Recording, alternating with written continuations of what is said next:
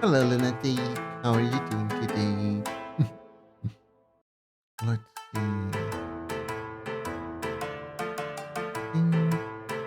Okay, I took care of everything.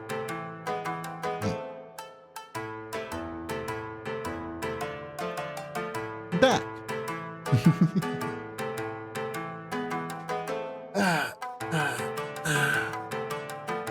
Duck, duck, goose.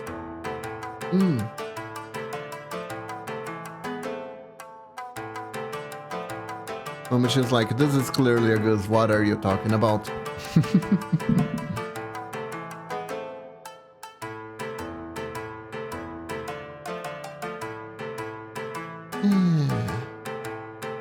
Welcome, welcome. Hope you're doing good today. Man, it is finally time to purchase another battle pass for Limbus Company. I love Limbus Company. Their battle passes last like 2, 3, 4 months sometimes more. It's amazing. Meanwhile, Pokemon Pocket's trying to wrangle me out of $10 for $10 every month for like 1 extra booster opening per day. Like, I'm not buying that. I'm not buying that.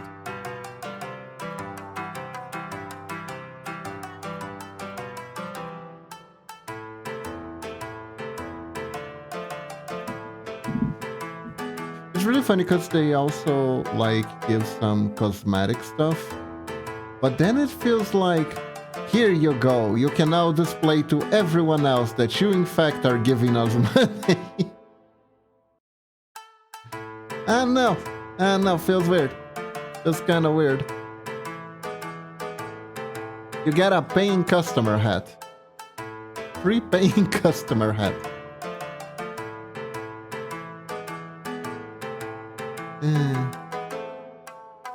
No idea how to feel about that. No idea. Let's see, are we about to get started?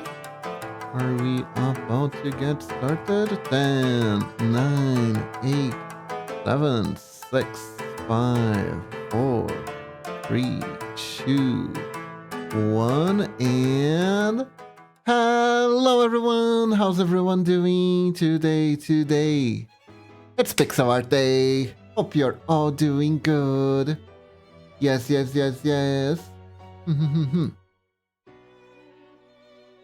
Hello, how are you doing?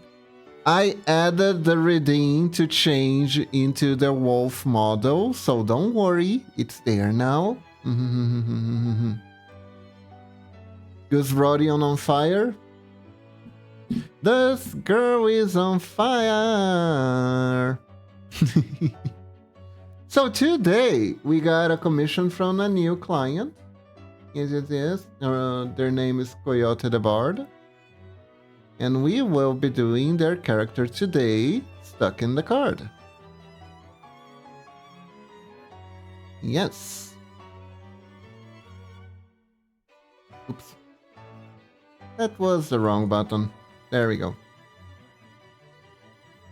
Wait, you're doing one for the Coyote? Oh, you know it then, Sharky? Yes, I am. Yes, I am.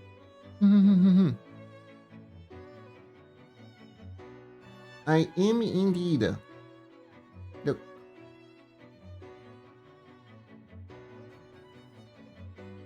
I hope that doesn't continue with like, he owes me $20 to this day, and I have vowed to chase him to the corners of the earth. I said to you one time you should do it then. Oh, that could be fun. That could be fun.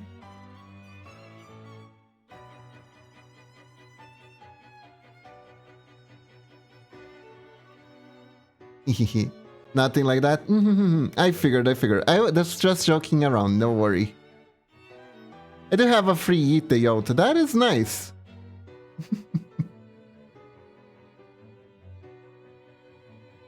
So do they play a lot of Yu-Gi-Oh? Do they play a lot of Master Duo? I don't know much about them. That is cool.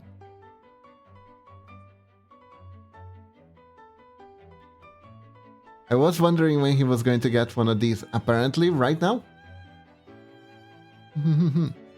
Now let me check. Go. Plays a good amount of Yu-Gi-Oh! Oh.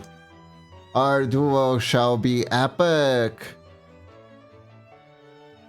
That would be fun. That would be a fun time.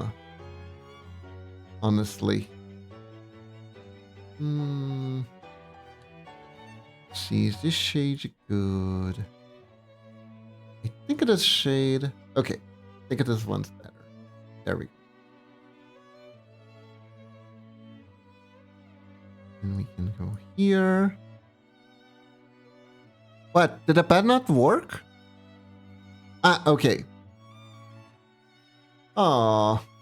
You're tired, lunatic. Have you been sleeping alright? Okay, the pad worked. Good. I was worried for a second. I was very worried for a second. I am so glad, but oh so glad that Master Duo exists. I gotta say. Because I don't know why. Yay, the pad is working. The physical Yu-Gi-Oh became so expensive. Like, so ungodly expensive. And technically, we have a good amount of TCG simulators nowadays. There's a... You can play Yu-Gi-Oh completely for free on a lot of different platforms. But it just doesn't quite feel the same, you dig? Doesn't feel the same as having an account where you conquer some cards and choose to build decks. There is that game element there that feels missing from these platforms a little bit. But overall, I am glad that there are ways to play Yu-Gi-Oh!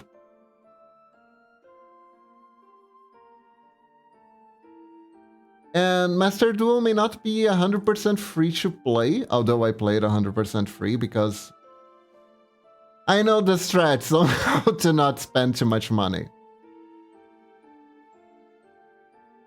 I know the strats. Thankfully, it's not that hard. It's not that hard for me, at least, to do that. See here. Let me check something real quick.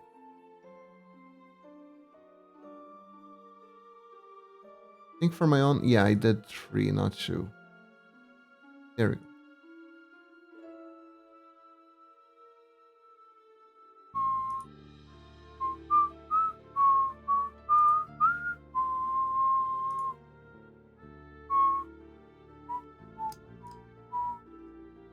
And I do enjoy it.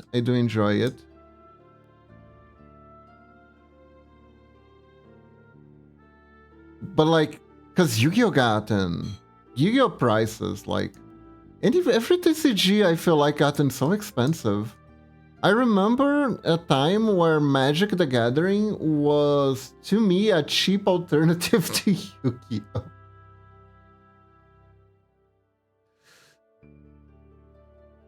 Like, I remember at one point, Magic the Gathering was so easy to, like, get back into, you know? There was not a comic book store in my mall, and it would sell Magic the Gathering cards. They didn't know how Friday Night Magic and sealed event worked, so they just straight up sold the sealed products. So you could get like that special booster that comes with land so you can play. You could just get that and just as a regular booster, and it was cheaper than regular boosters. It was so good. It was so good. I miss those times. I miss those times a lot. The starter decks didn't suck horribly too. There were a bunch of starter decks you could get. Different times, completely different times. Does have that more seinen, narrower eyes, right? We transfer that. Can we transfer that to the pixel art and be good? We can. We can. It's fine. There we go. There we go. Can I get a good close-up of his eyes from the side? Oh, good. Good, good, good, good. Go.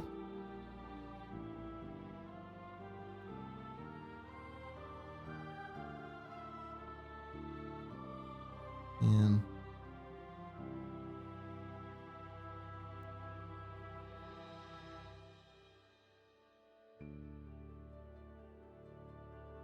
get like this.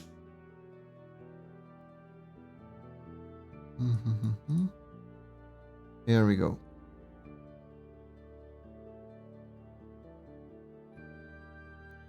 Nowadays, everything just feels too expensive. It just feels too expensive. Maybe mature though. It could be a getting old kind of thing where you're like, okay, so I could buy the latest Yu-Gi-Oh deck that will last for, I don't know, X amount of time, or I could afford food.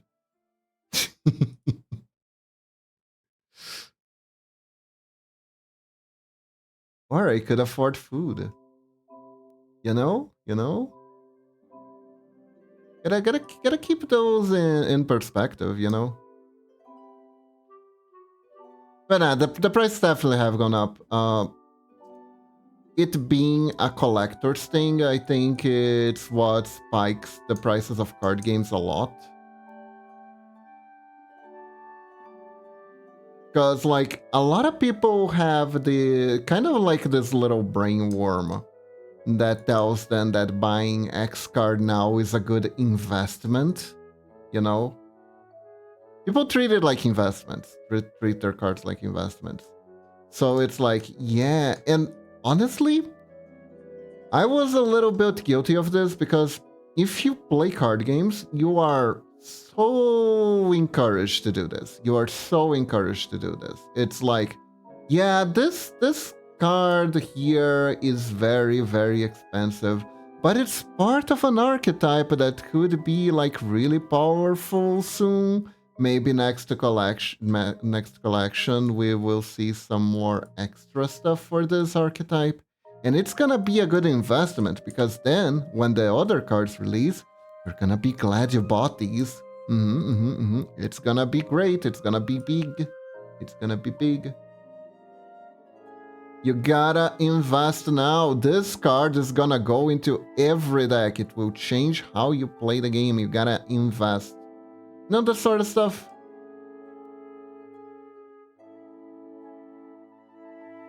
That is kind of how it goes with card games.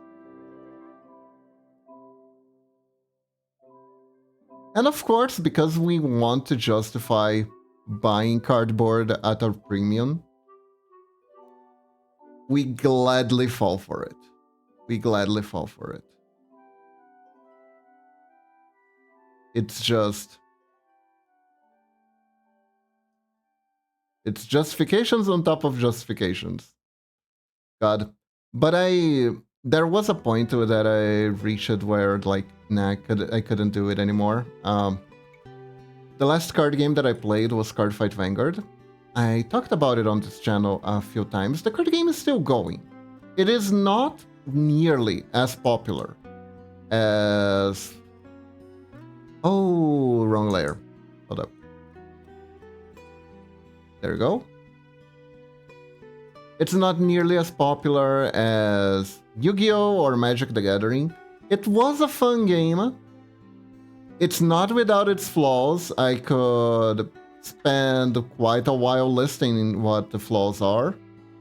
But I can also spend quite a lot of time listing what the perks of playing that card game were.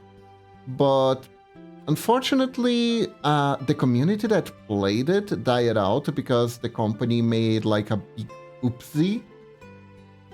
Well, it really wasn't an oopsie. Honestly, I am tired. I am tired of excusing game companies and pretend that they do these things by accident, because they really, really don't. Basically, what they did was they released a mechanic that was like really good, really fun, but also made it really hard to release new cards because it worked on an extra deck basis. And the extra deck was like a toolbox. It was really cool. Kind of like Yu-Gi-Oh! Yu-Gi-Oh!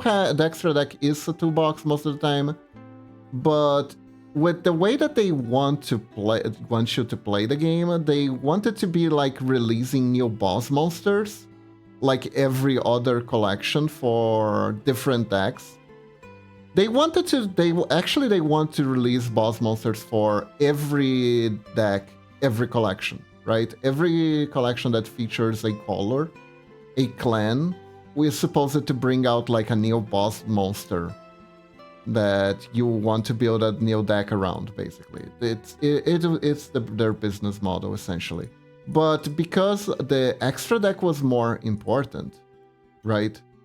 And you needed less units in the extra deck, it was increasingly hard for them to add new stuff that people would actually want to buy. So they decided to kind of nuke the whole thing. So they released some really overpowered problematic cards for the extra decks to make everyone sick of the mechanic.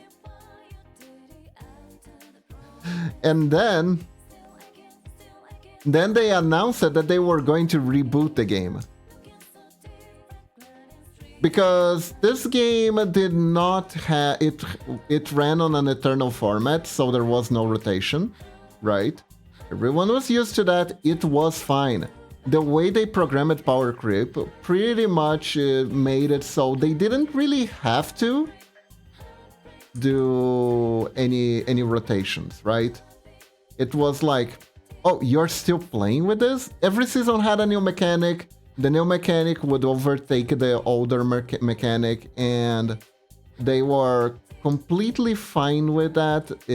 It worked for the most part. Sometimes it took a little while for the new mechanic to overtake the old one, but the new mechanic always won out in the end. However, they were feeling that the new mechanic that had an extra deck would just stay, because it was an extra deck mechanic. So you can always just play whatever the hell is new with the older cards. And I don't think they wanted that.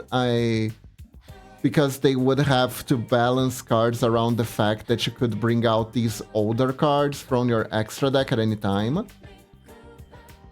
And there was like no downside to just having them in the extra deck, even if you were playing like a new deck. So they weren't too confident that that they were going to be rid of the old mechanic this time. So what they did was they decided to reboot the game, and they did a bunch of changes to the game. And amongst those changes was, and this is my favorite non-favorite thing, is they made it so boss cards, the cards you're supposed to build around your deck zone, will arrive in a whole new, much rarer rarity. So basically what that meant was that every single viable deck was about to get more expensive. But it was like, it's fine, you don't have to use an extra deck anymore. Go on, buy new cards. Buy your entire new deck from scratch.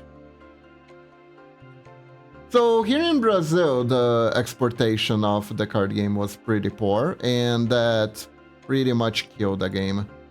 People tried so hard. I was one of them. I tried so hard, I went so far. I bought new decks from the very few card stores that were available here in Brazil, which was also an issue, by the way. The cards were so hard to come by. The cards were so hard to come by. We would actually, me and Momochi would actually be like the day before the new collection was being pre-sale. It was like we were trying to get the cards in pre-sale, because the playset of the card we wanted could vanish at any second. So we like had to have the money set aside specifically to buy the cards. And it would like all go kapoosh. And after it went kapoosh, there wasn't like a card game TCG or whatever where you could get ripped off by scalpers. It was just gone. It was actually just gone. So, with the cards becoming increasingly harder to come by, and honestly, the new mechanic in the new season was garbage poo-poo. I tried so hard to defend it for a very long time. Momochi was wiser. She already was clued in that the card game had kind of become garbage, right? Because the new mechanic was like really bad. It was a really bad and sad mechanic. And worst of all, her favorite decks, her favorite clans, were now all part of the dullest mechanic they came up with. Because what they did that season was they divided the game into 3 different, not clans, into 3 different playstyles. They call it the gift markers, basically. And the way the gift markers worked. Good bot, Sari. Good bot, Sari. The ways those gift markers worked was basically they made it so... Right. Okay, that is fine. Had returned for a bit. Welcome back, Lunatic. So what they did with the gift markers, right, is they divided all clans into 3 different gift markers, which were forts. I think after I eat the snack, I'm gonna head out to sleep early. Okay, have a good sleep.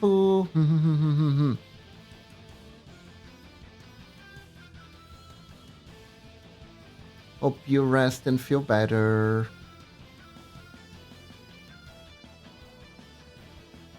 But I shall be here until I finish. Okay.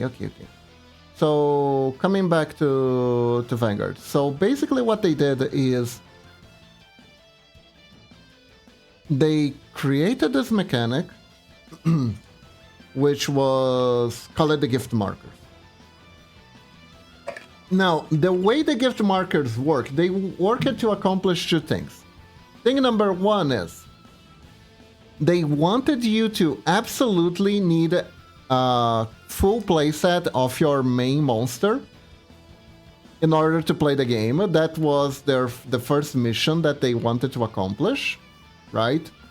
Which they did successfully. And they did this by rewarding you playing your boss monster again. Because the way Vanguard works is your boss monster is technically invincible. You cannot destroy it by combat, you cannot destroy it by effect, you cannot destroy it by any means. However, whenever your boss monster is attacked, you take damage. Your boss monster is like the physical standing of you, the player. And theoretically, after you play your boss monster out, you don't really need another copy, you know? It's not that good.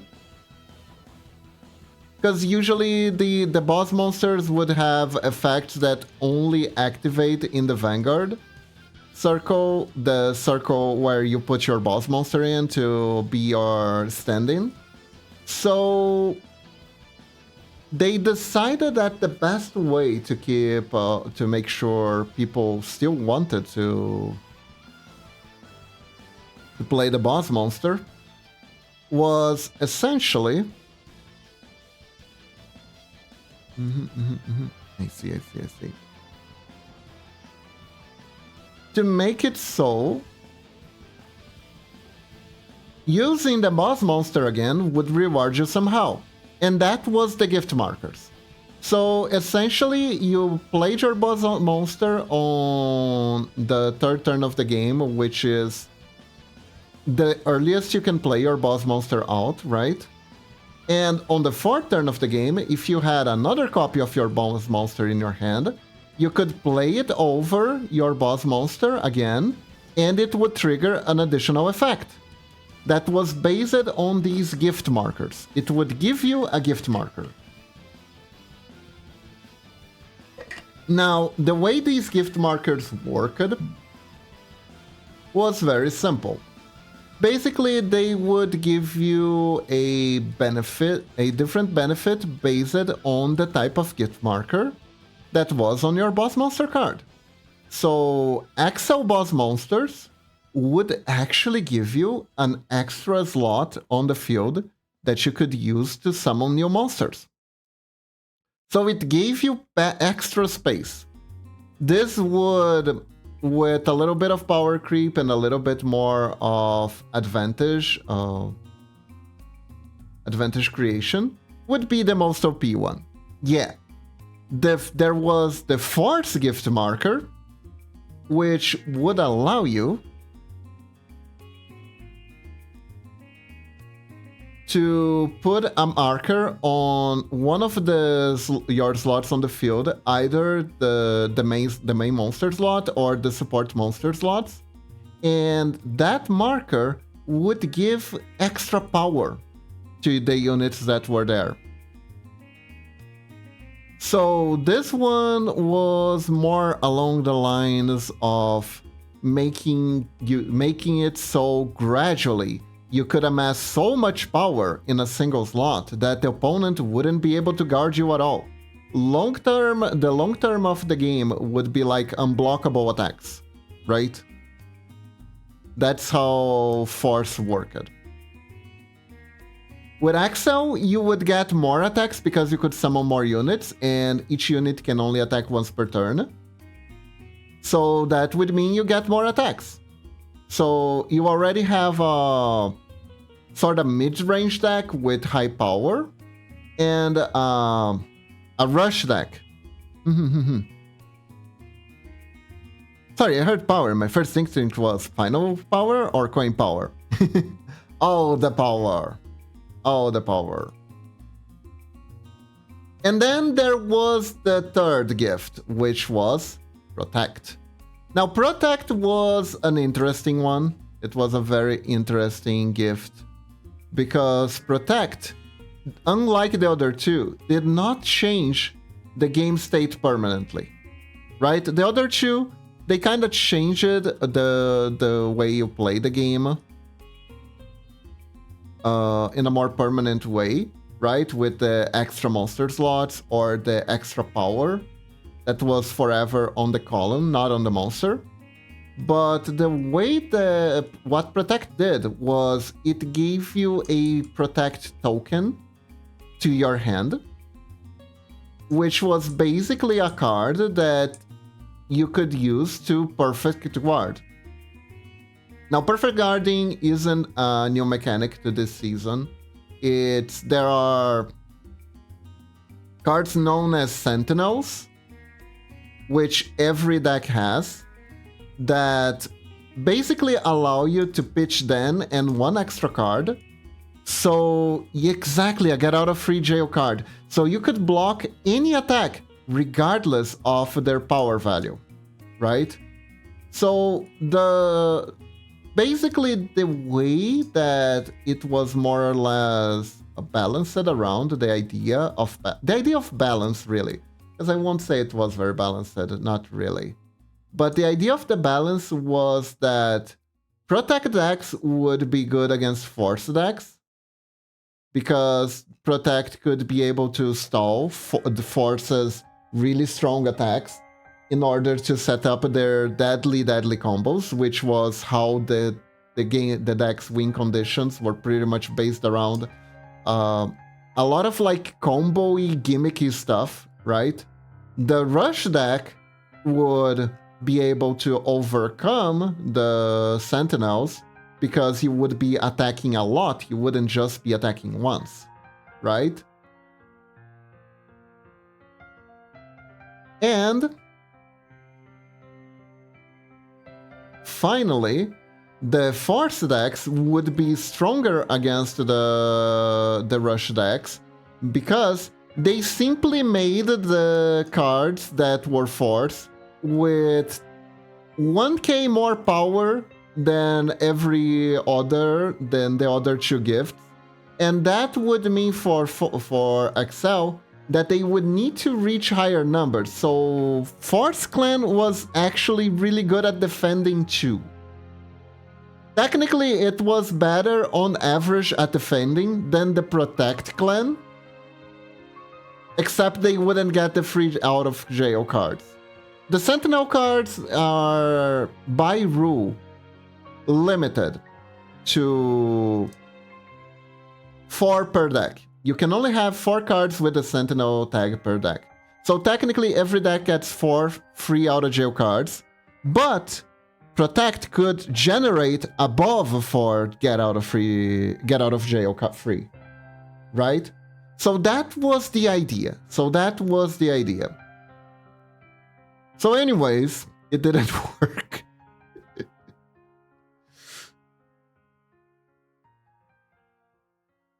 So anyways, the balancing didn't work at all. How it played out was with a little bit of power creep, right? The Excel deck was the strongest deck ever. All the strongest decks were Excel, because at one point Excel started gaining more card advantage capabilities and also some defensive capabilities. One of the best Excel decks weren't the ones that were actually trying to rush. They were the ones that have like long-term game plans and lots of card draws, right? Because technically, at the end of the day, you needed a card advantage in order to fill those extra spaces. Because if your cards got destroyed and you had no cards to replace them, it just wouldn't work. So Excel started being the weakest because it was trying to embrace that throw all your cards on the field, no balls to the wall, a strategy. And that was not only terribly inconsistent, it was counterintuitive to one of the game's main mechanics. What mechanic is that, you might ask? See, what makes Cardfight Vanguard so different from any other card games is that Cardfight Vanguard has a trigger system. What is a trigger system, you might be asking? Well, basically, 16 cards off your deck, of your 50-card deck, have to be these special trigger cards, which are cards that mostly don't have any effect. They have horrible stats for playing, but they have really good stats for guarding because their defense is pretty high, but their attack is like null. And most importantly, when they are revealed from the top of your deck, whenever your Vanguard attack, your main boss monster attack, you get to reveal the top card of your deck. Sometimes even twice or 3 times. And if the revealed card is a trigger, it activates a special effect that may deal extra damage to the opponent, increase the attack power of your units, or even heal damage you've taken. Sometimes it even draws you a card. There are different triggers. The critical trigger deals extra damage. The front trigger gives your entire front row a power-up that the other triggers would only give to a unit. And the draw trigger lets you draw cards. And the heal trigger lets you heal damage as long as the amount of damage you have is the same or more than your opponent's. The heal triggers are limited to 4, by the way. Hello, Tommy! How are you doing? Welcome to the stream! We're making a hot bard. How are you today? We're making hot bard, man.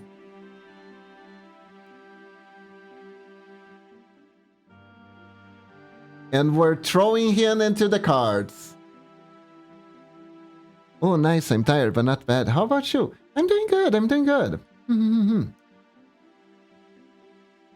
Had to take a break from working yesterday because nothing fun, unfortunately.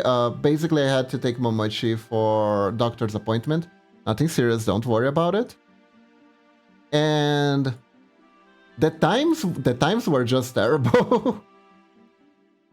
I couldn't work at all yesterday. All my work hours had to be spent on that, but it's fine, it's fine. It was kind of chill, actually. But now we are back to pixel doodling.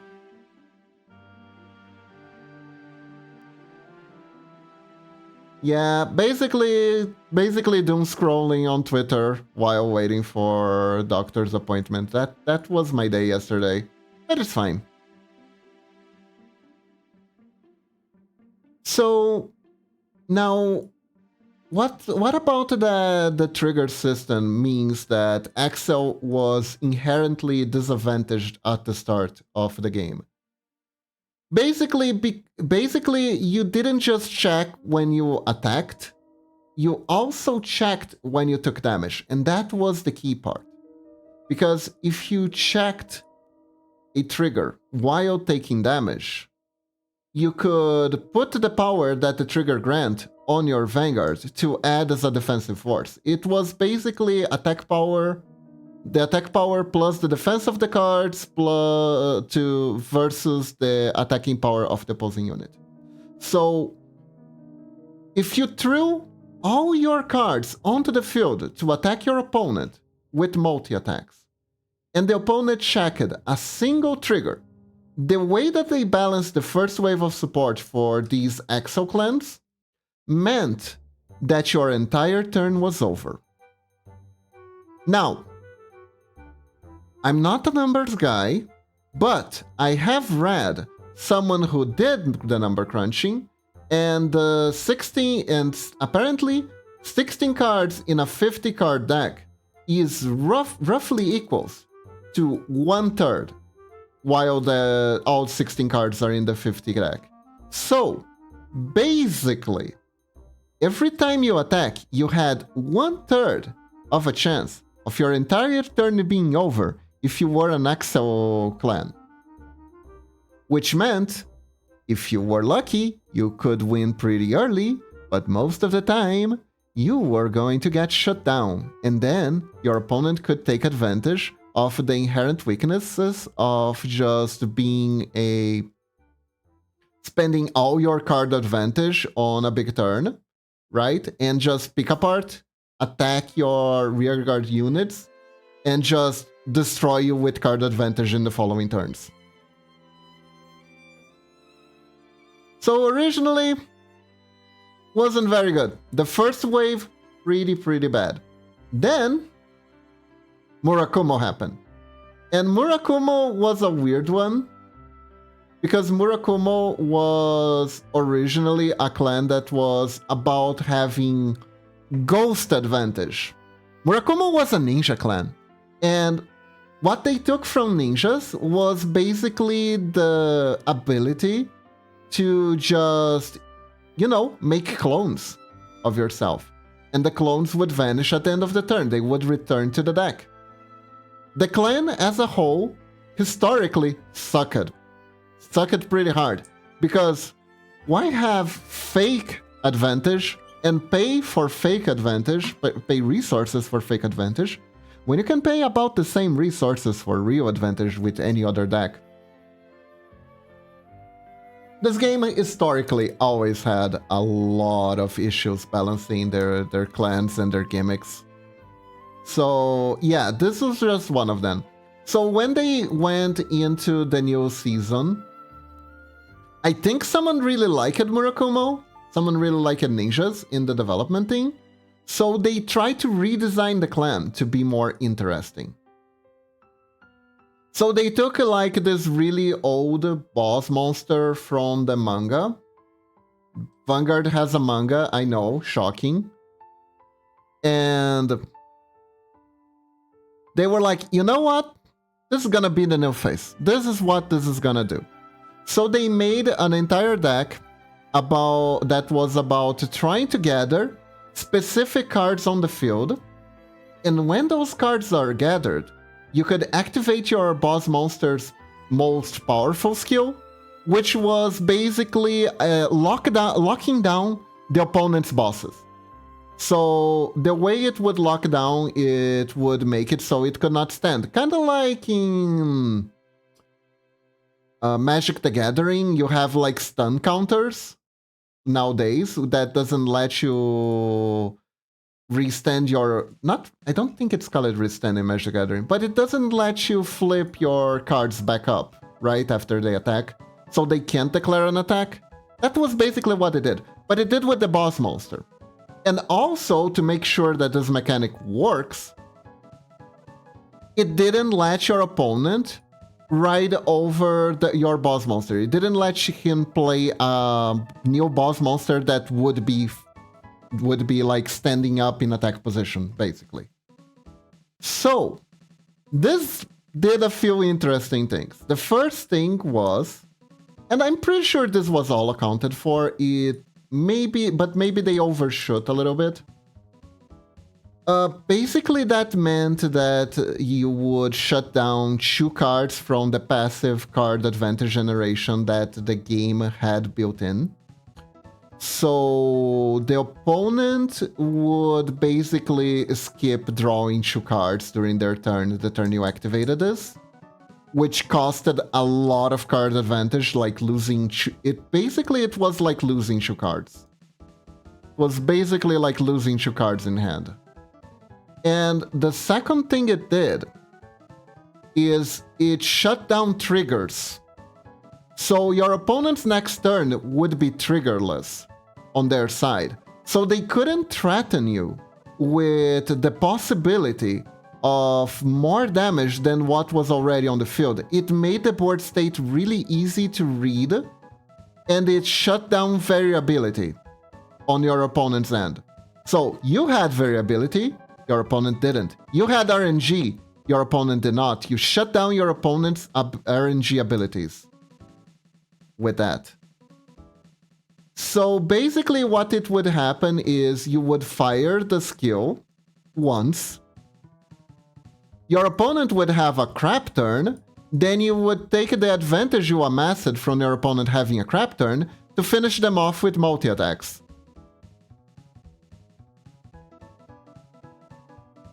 So it was a really good deck when it came out, and it was really annoying for people. Power creep overtook it at one point because just shutting the +2 power, the card advantage that you got from that skill wasn't quite strong enough to compare to like what the opponent's cards could also do. So yeah, at one point it got counterable. It got counterable. It got manageable. It was an interesting deck for sure. It wasn't even a bad deck. It even got a second wave of support, but the second wave of support was kind of okay, whatever. But it got overtook at one point. There were people who complained about it a little bit here and there, but most of it just fell off. It didn't get a bunch of support for a while, and it fell off. Until it did. They decided it was time for Murakumo to have a new boss. And they released a card that honestly, my VTuber team was based on, because I really love that card. It was a wolf ninja. Even though he called himself a samurai, it was a wolf ninja. And that card had such a loopy effect that when it came out, people actually didn't think it was good, and it became an amazing, disruptive meta threat. It was so funny to see that. So basically what happened is between supports, they released this card that was called Shirayuki, which was a Yukiona type character, right? That was meant to be used as a secondary boss / supporting cast unit. And what Shirayuki did that was so interesting was it could be discarded from hand by paying not insignificant cost, right? It was a pretty hefty cost of a resource that I would need to explain a lot of game mechanics for you guys to understand. But basically it's a resource that you can accrue some over time, but you may also need special cards in order to accrue more than a certain amount. Let's just put it like something like that. It's an expendable resource. You gotta use it well depending on the clan that you're playing. In Murakumo's case, it was a clan that you needed to like think about it before playing it. But essentially what the card did was it lowered the attack of 3 opposing units, including the boss monster, by about the same amount that you have defense blocks. So it was like one card that could block 3 units at once. And that gave Murakumo a lot more sustain. They could spend less cards to protect themselves from the opponent's attack and do their advantage over taking turns better. They could last longer. They had the ability to last longer. They were one of the most durable Axel clans that were available at the time. I think they were the most durable because of that one card. Just because of that one card.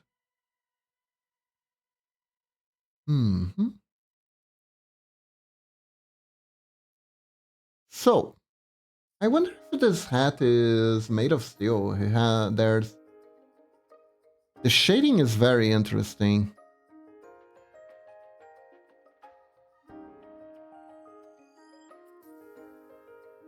But anyways.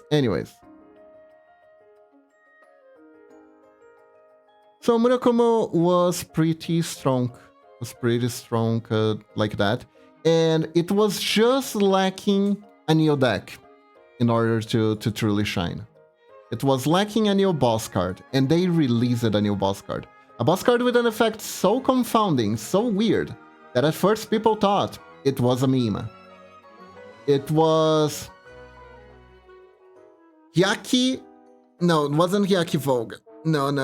It was Hyuga. Samurai Chieftain Hyuga. So Hyuga had a really interesting effect. What Hyuga did was he had the power to call a card onto the field and then change the name of all cards on the field, both yours and your opponent's, to the same name as himself. So basically it was kind of like some sort of hallucination jutsu, where every card became a copy of him, right? And there were a lot of special cards that would interact with same name, because this is Murakumo. They were doing the whole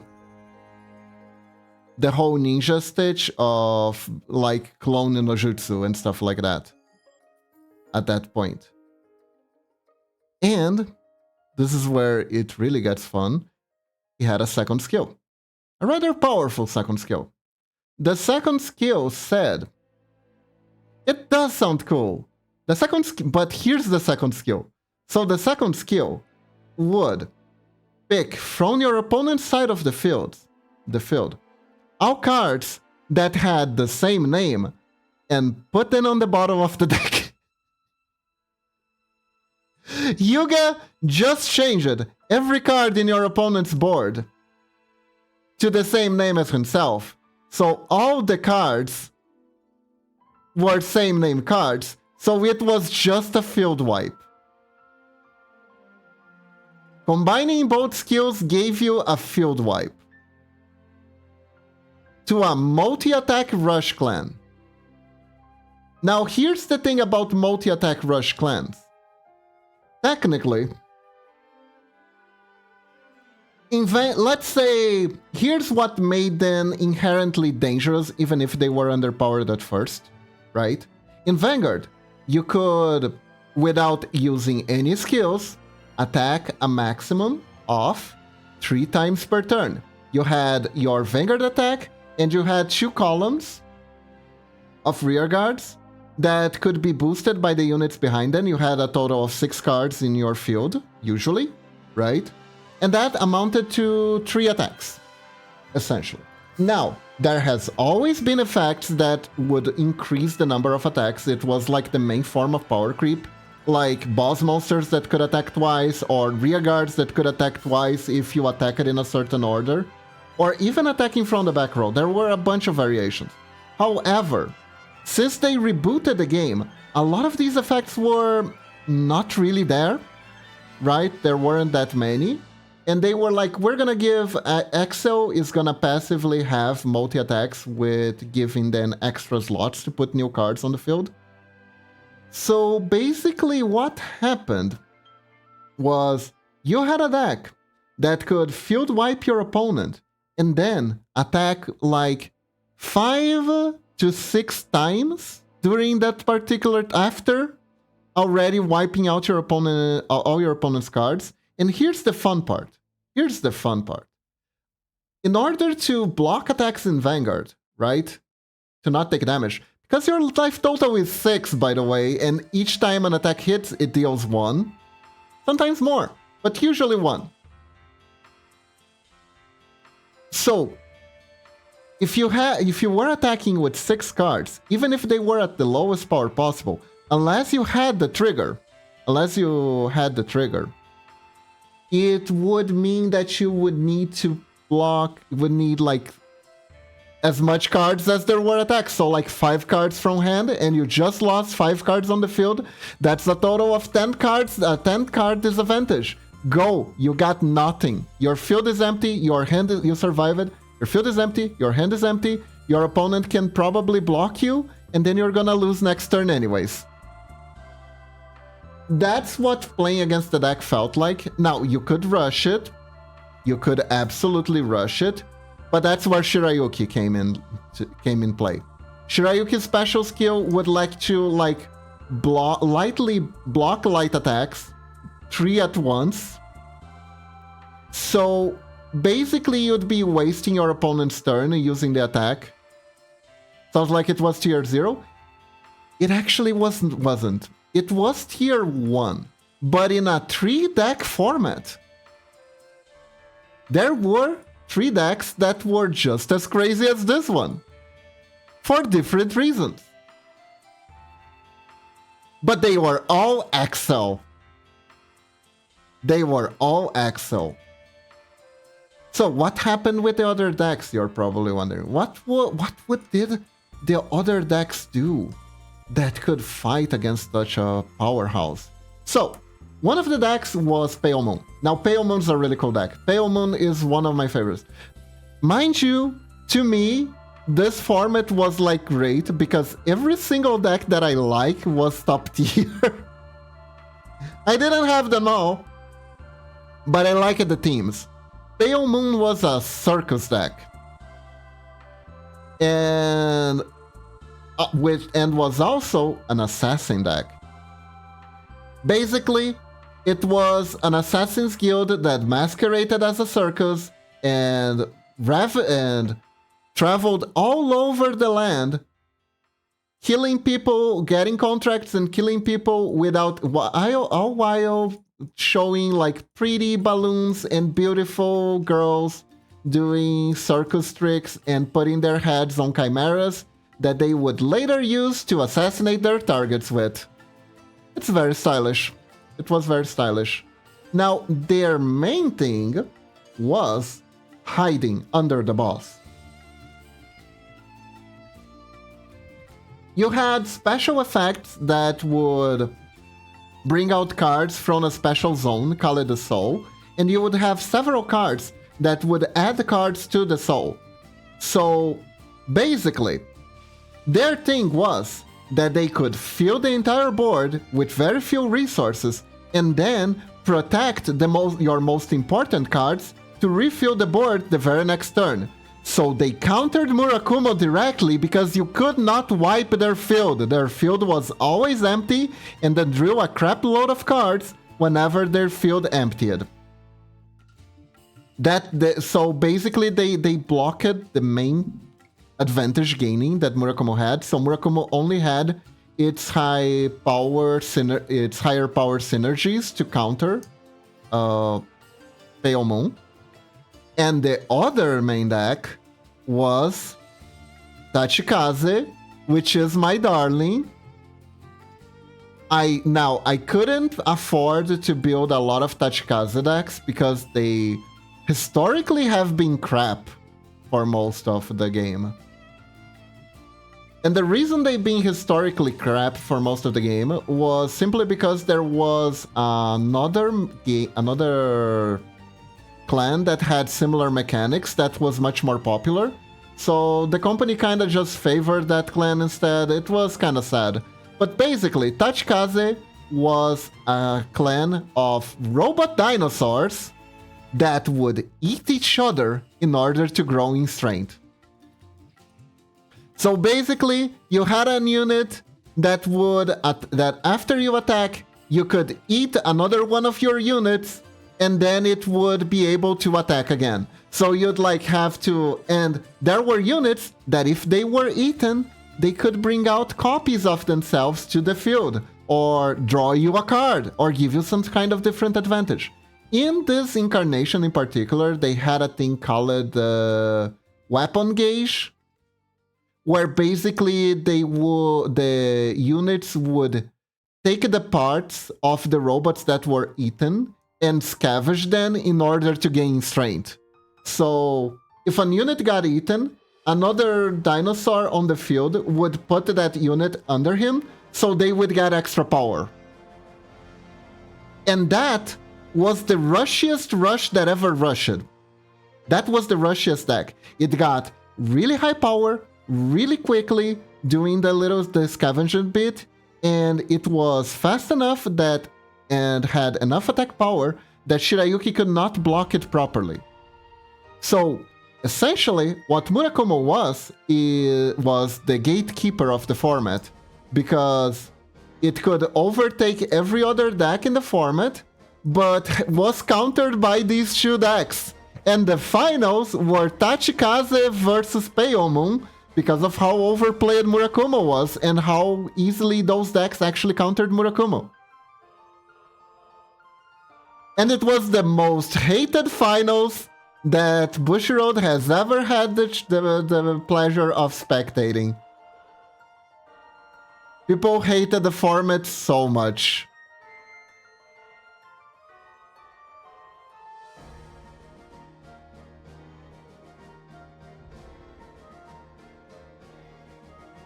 Honestly though, I thought it was pretty funny.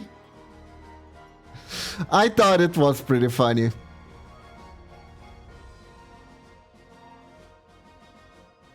I'll be real though.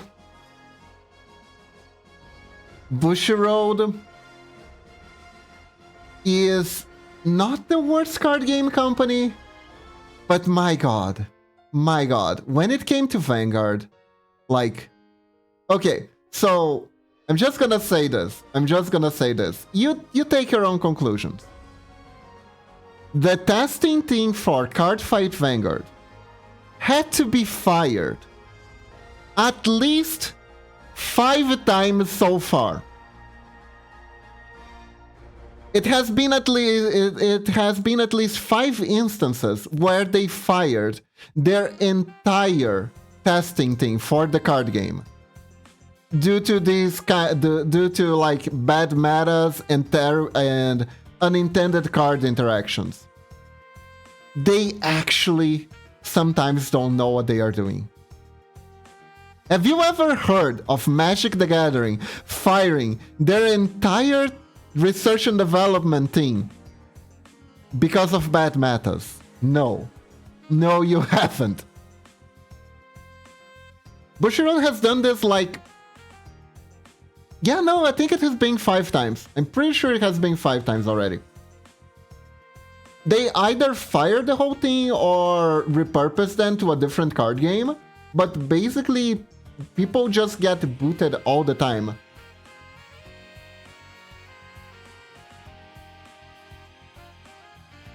And honestly, fair, because, okay, so there was this one time which was pretty freaking hilarious, right? They had recently, it was in another format, they had a deck that had several cards that got banned recently because they formed an infinite attack loop. And the main issue with the infinite attack loop is that the loop had some RNG elements to it, right?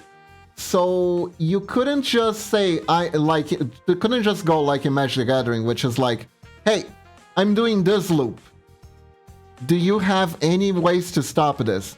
And if the guy doesn't have any ways to stop this, they usually just shake hands and the game is over. This is how loops are usually dealt with in Magic the Gathering pen and paper, right? But because of the RNG element to that loop could technically stop, even though it could go forever. So the only way to deal with the loop officially was to play it out. And ideally, you would have to let your opponent play it out, because maybe he stops and you... What, you're gonna give up for nothing? You came all this way to the tournament, right? So you'd have to wait and see if the opponent actually had you or not. Which feels bad. It feels bad, but also it wastes a lot of tournament time, which was a major concern they had. Because Vanguard is a very slow card game to play compared to other card games, especially nowadays, right? In speed, it's akin to Pokemon, which is pretty slow. It is very akin to Pokemon in that regard. So they banned that. And they were like, guys, we're never doing that again. We promise. We swear. Then they announced some new cards for a completely different clan. I believe it was the Zombie Pirate clan. By the way, if you're wondering why I would play Cardfight Vanguard if it had so many balancing issues, it's a card game where you have vampire pirates that command zombies and ghosts, and you have nurse angels, and you have the furry academy, furry high school, and they're fighting mechas, right? And there is a nation full of dragons, and also the robot dinosaurs are part of the nation of dragons. They're called ancient dragons, actually. And also, you got knights that live in a futuristic city in the sky, and they all look like Mega Man with a huge-ass sword. So the rule of cool is very much prevalent in Vanguard. It is a very unique... Also, they have mermaid idols. The idols in this world are mermaids. And there is a mermaid Hatsune Miku. There is a mermaid Hatsune Miku.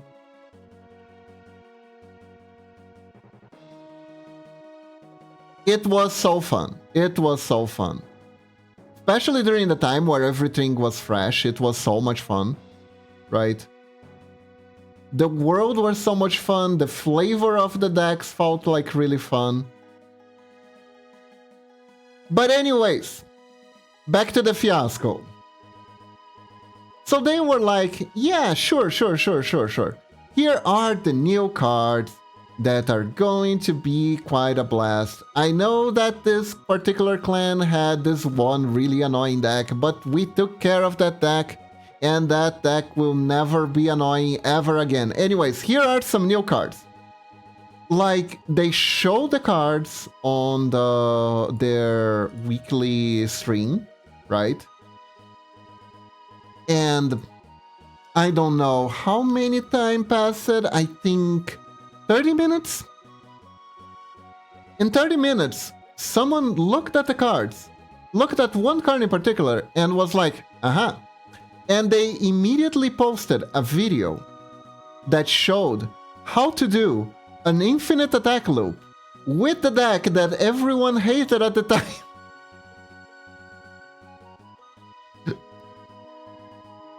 Even though the card wasn't meant to support that deck in particular, it was meant to support a different deck from that clan, right?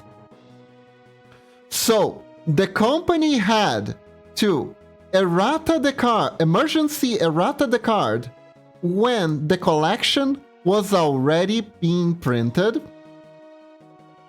So they also had to include in every box a little memo that said that that card's effect was changed to have a cost because it didn't have a cost before, and that was the reason the loop was infinite. And they had to do a public apology, and they fired everyone in the research team. And they fired everyone in the research team. It was so bad. It was so bad. You wanna hear the sad part? You wanna hear the sad part? I'm gonna tell you the sad part.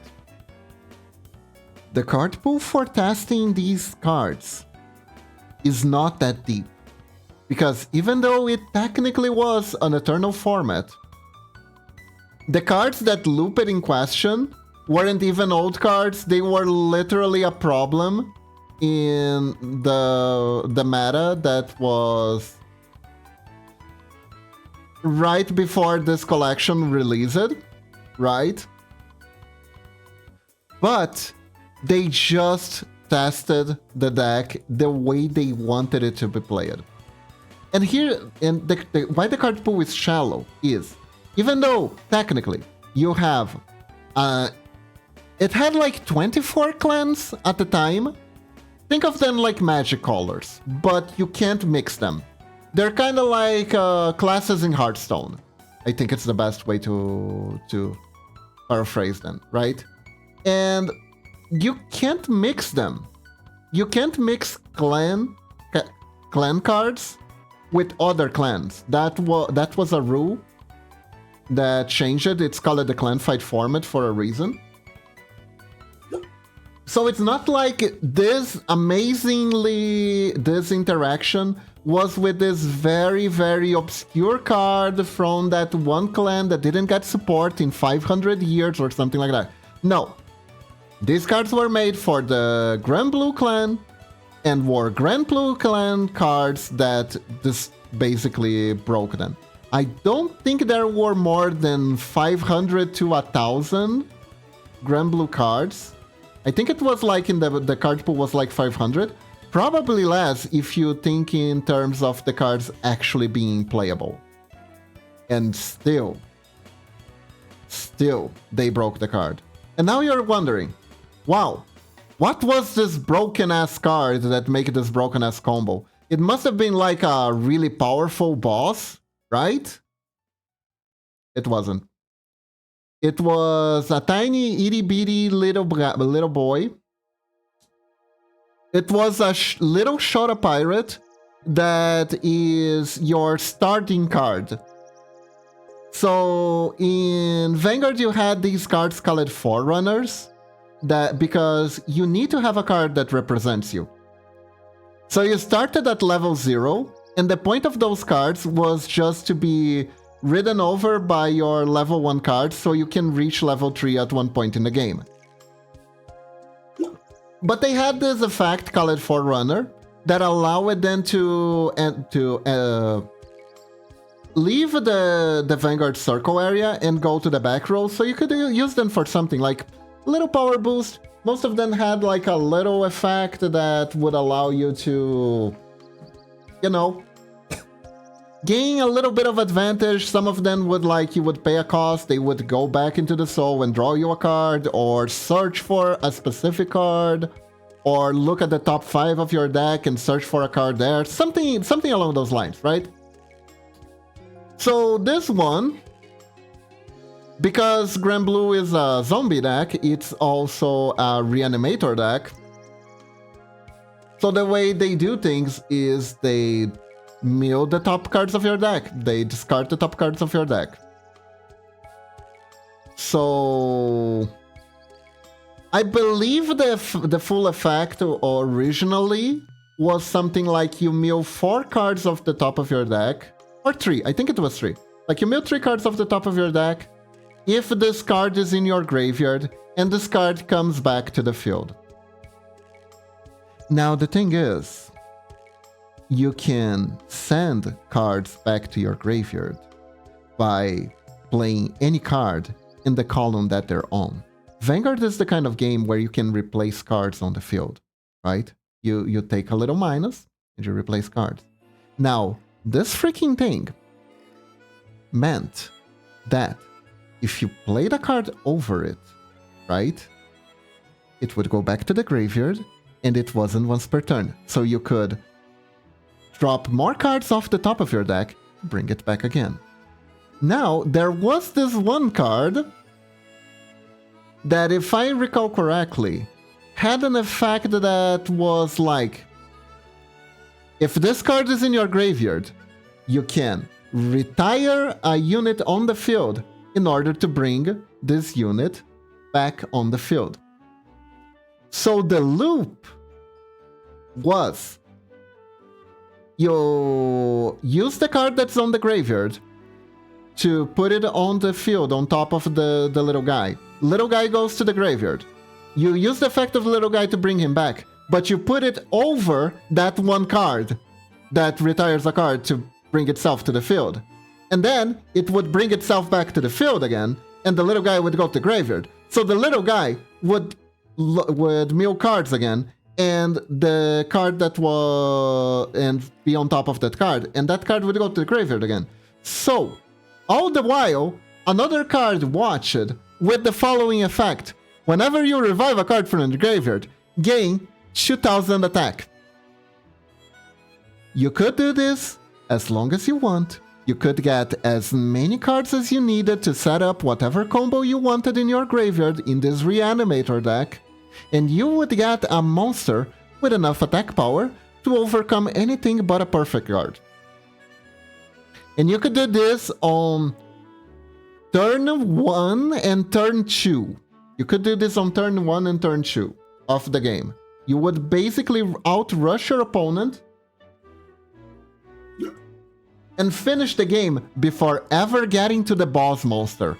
Which was why this deck was annoying, by the way. The deck was already doing that a little bit, and now we could do it even more consistently.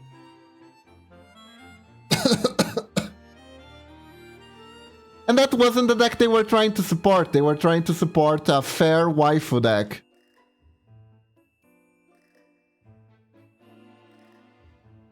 So that happened. That happened.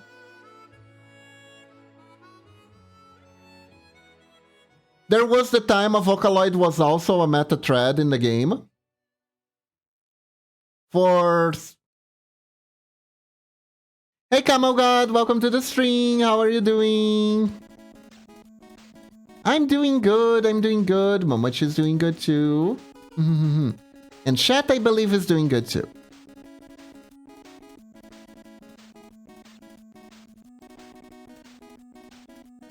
We are doing a bar today A bard named Coyote. And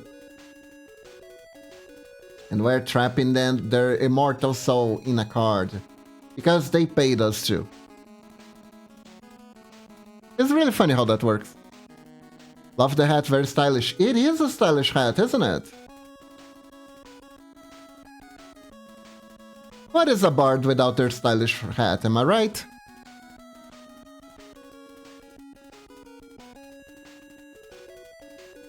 Okay, now let's see. I'm gonna put this in a new layer temporarily.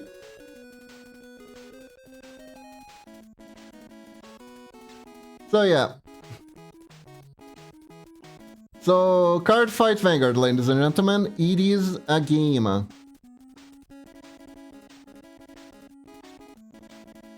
That is really fun. But like, the balancing thing had to be swapped around so much. I still think it's funny. I still think it's funny.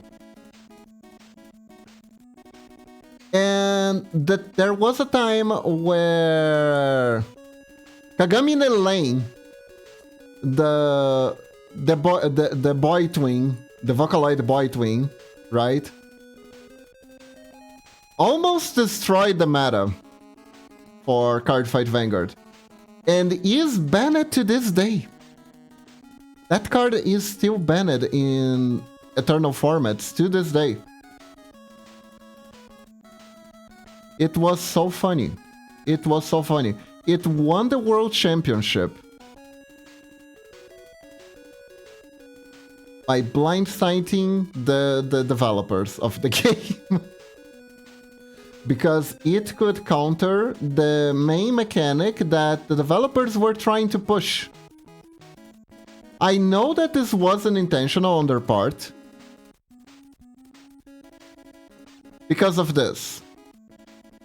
The cards were meant to be for a budget deck that was supposed to be like nostalgia bait, but all while they were trying to promote their new game mechanic with decks that were actually expensive and featuring in the anime. This deck was not featured in the anime at all, and it was just terrible publicity. It was just terrible publicity. The game developers just... The casters didn't know what to do. They didn't know what to do. Because they were instructed to highlight how cool the new mechanic was. And the new mechanic never came because this quirky little anti-meta deck was just shutting it down and winning left and right. And I think it won the Worlds. It won the Worlds, and it was almost like, Card Fight Vanguard. You don't even need to play the newest, hottest card in order to be good at our game. Which was not really the message you're trying to sell during your World Championship, you know? Card Fight Vanguard. We didn't test this at all. So that was another highly amusing moment, I gotta say. Not gonna lie, all I really know about Vanguard is that one deck with super robots that can get a quadrillion attack power. That is Dimensional Robot. That is truly what it does. That is truly what it does. It is really cool. It is really cool.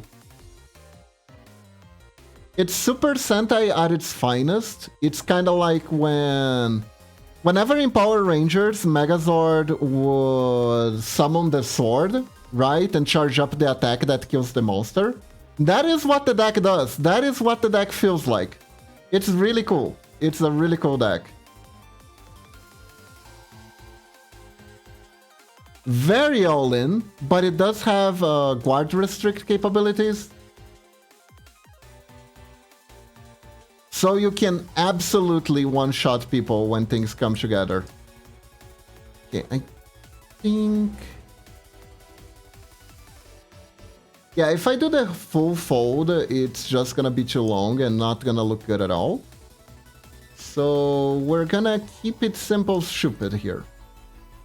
There we go. That should do it.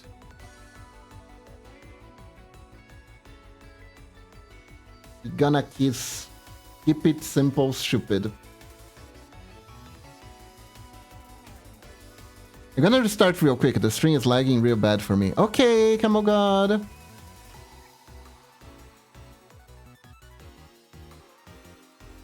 But yeah, it was funny. It was funny. And if you're wondering why I'm calling the card Vocaloid, let me see if I can still remember. Force Ripple.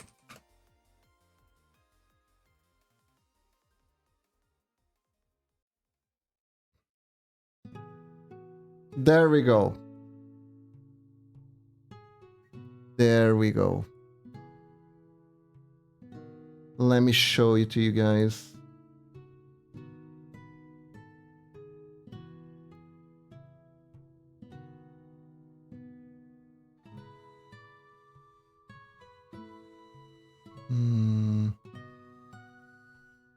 There it is. You tell me that's not freaking Kagami Ring? Len? You know, the one. You tell me that's not him. This card broke everything.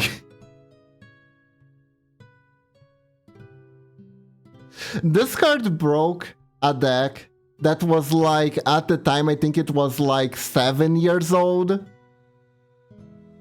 It was supposed to be a legacy support.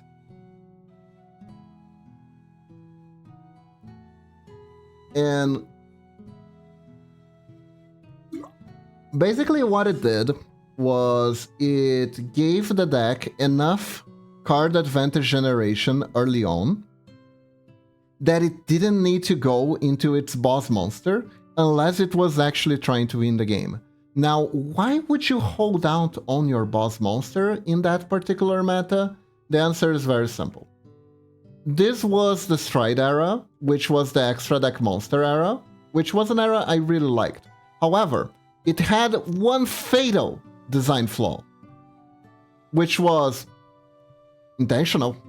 It was an intentional design flaw, sorta. It wasn't seen as a design flaw so much. Basically, in order to balance the powers of the monsters that you could access from your extra deck, which were pretty powerful, the extra deck access was required, right? To have your opponent already be on their boss monster. So, this essentially made so Cardfight Vanguard was a game where who went first didn't win, who went second did. The person who went second was heavily favored against the person who went first. That was just how the game was. Because the person who went first would ride their boss monster, but their boss monster's effect would all be based around the extra deck access. So they wouldn't actually be able to do anything too meaningful during their turn, but your opponent would have access to their extra deck and all the skills that would only activate with when an extra deck was accessed for the first time, which was a thing that they did. They call it these generation breaks. And essentially, it would be, you would have monsters that would be completely vanilla until you had a certain amount of cards face up on your extra deck, and then they would get effects that were pretty powerful, but it meant you were playing vanilla until it was your turn to stride. I died in my chair, but I have revived and got sleep. Okay, Lunatic, go rest, take care of yourself, and have a good one, okay? Bye-bye!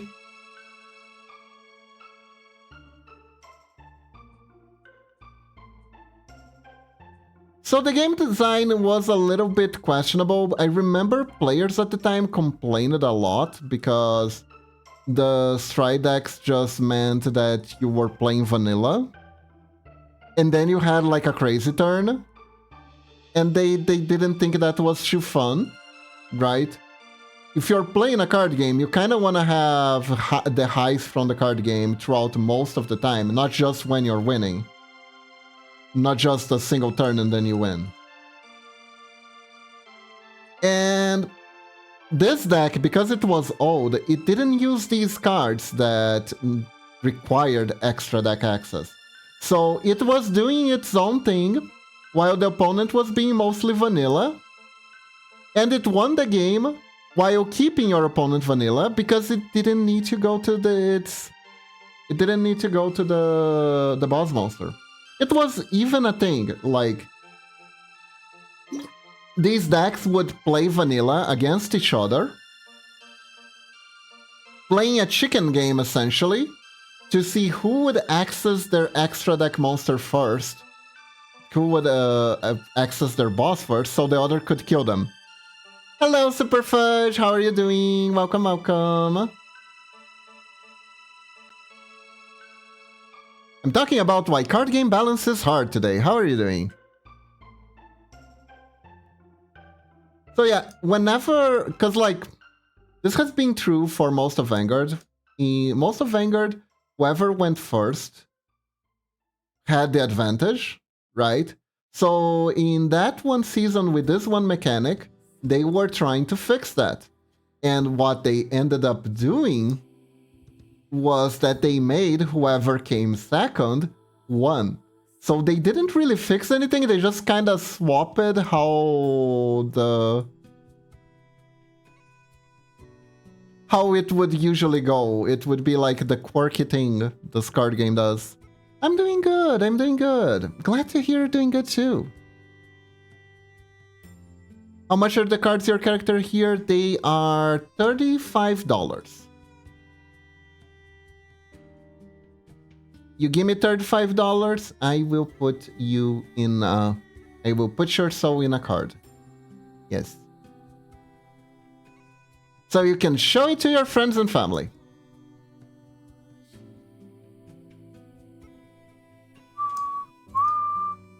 Now I am in doubt what the actual color is, because here it's purple, but I think the purple is just like a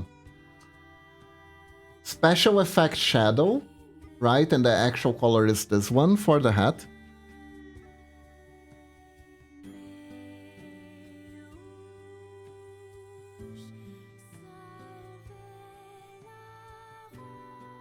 But it's okay. Reviewing the colors of what I'm doing, it's actually pretty easy.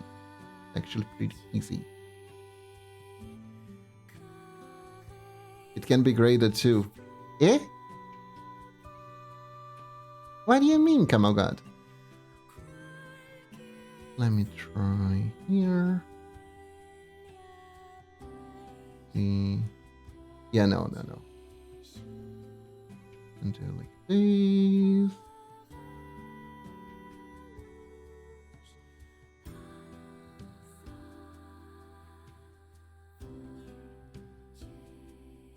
You're a pizza 10, Kiba. Eh? Thank you, I think.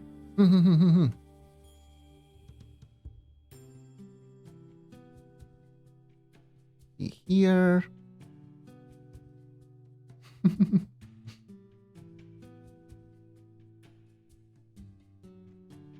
Let me see. And here. All right, that's a quart quality rating thing, isn't it? Oh? It is? Wow. This is news for me. What are you guys talking about?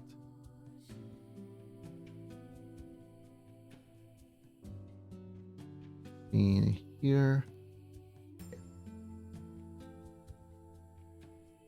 Oh, you didn't know? I guess not. What's been happening?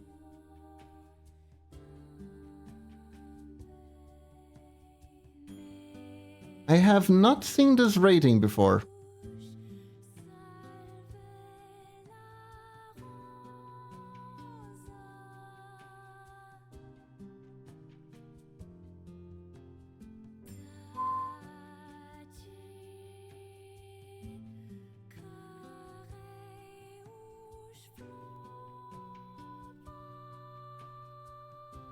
Mm.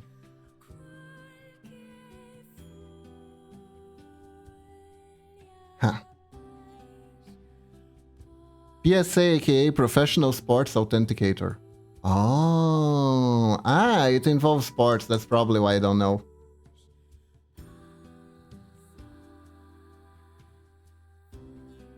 I see.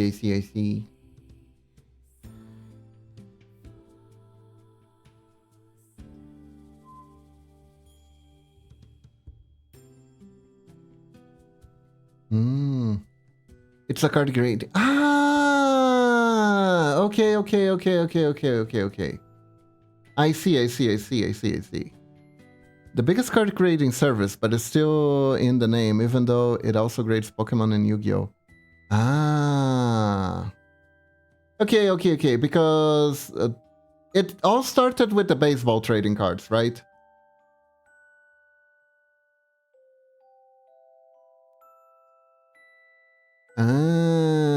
Okay, I understand now. I understand. Okay, now I understand. We don't really have that here in Brazil. I don't think we have an agency that does that. That's why I wasn't understanding. Heck, we barely have card games at all. Especially with the current rates. Yeesh.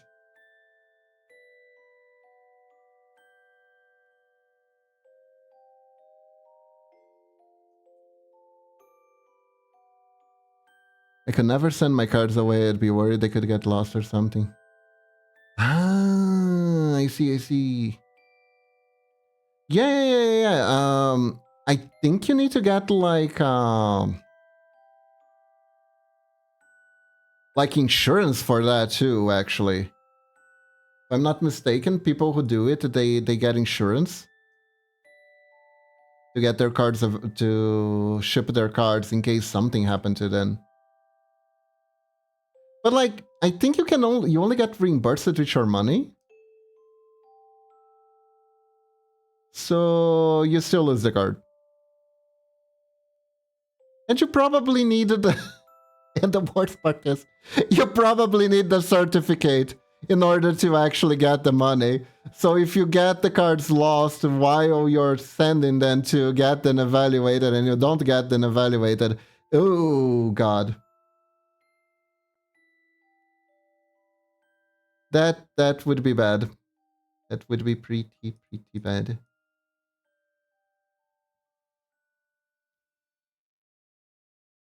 10 is a gen mint, 9 is a mint, 8 is a near mint to mint, 7 is near mint, 6 is excellent to mini mint, 4 is very good, and 1 is poor. Now say your PS chat, which is gen mint, you are a gen mint keeper. Thank you, Camel God, thank you very much. I appreciate that.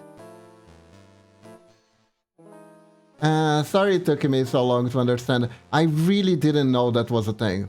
I know that they are the main thing, but I didn't know. I always thought it was kind of, people were kind of like, yeah, it's mint, trust me, bro. Trust me. I always thought it was more along those lines. Didn't ever occur to me that there were a big rating system or anything like that, which makes a lot more sense, really.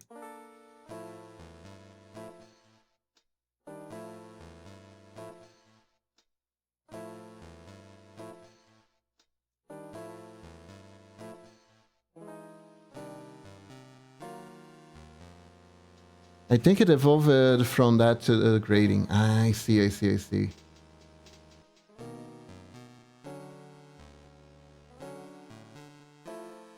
Yeah, because the mint system is very trust me, bro.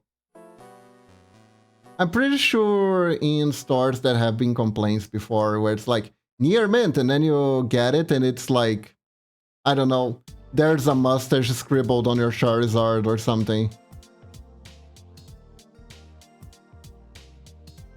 And then the store owner is like, what, you don't like the mustachioed rare Charizard? This is like super rare, trust me, bro. Trust me. Have you ever seen a mustachioed Charizard before? Then you know it's rare.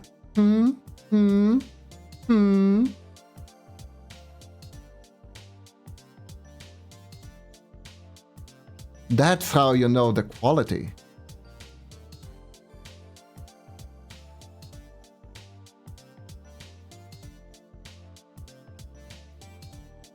I gotta say.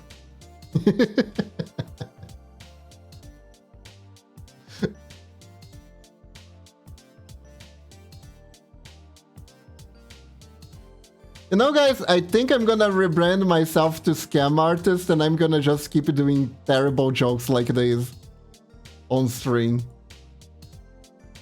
Nah, I like being a ninja too much.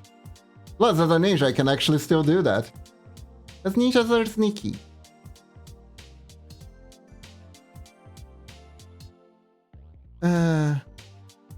Oh no! I drew the fist on the other side by accident. There we go.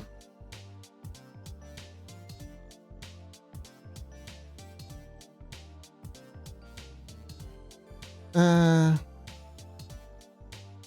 I can't believe that on Discord on Sunday, the video was 20 minutes. But we took an entire hour and a half to watch it because I just had so many things to say about Brazilian Mega Man.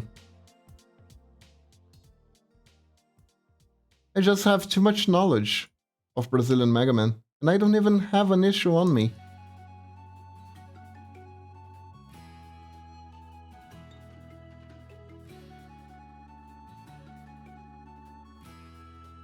But it was fun. It was fun.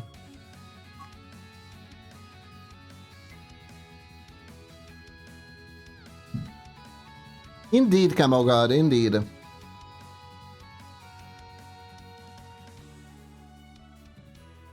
The world of Brazilian comic books is just that quirky. It's just that quirky. Reminds me of that one time where they tried to make a lady wearing S&M gear be a superhero. For children. Fun times.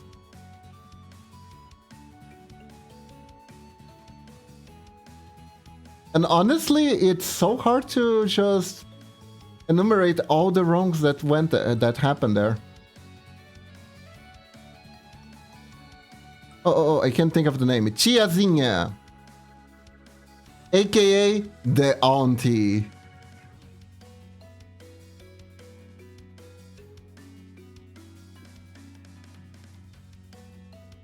Her battle name was the Auntie. She is gonna punish criminals sensually. Ooh. Yeah, it is so threatening. It is so threatening.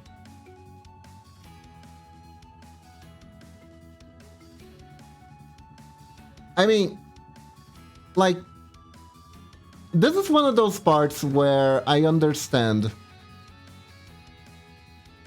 how freaked up were the things that I grew up with. Me and Momochi both, right? Because whenever I try to explain this, it's like, oh my god, I really can't. It is actually so hard to explain. It is actually so hard to explain. It's even worse that it's like, yeah, no, this imagery was everywhere, considered for all ages, and I can't show it on Twitch because I'll get banned immediately. That one like stings. That one stings really hard. I'm like, what is wrong with me? What is wrong with us? Then you can still switch because it's all ages. Nah, they're a private company. They can change the rules if they want to, if they deem necessary. They have a They have a lot of legal protection against these types of exploits, Camel God. Which good for them, honestly. Because God knows people would try to take advantage of these if they could.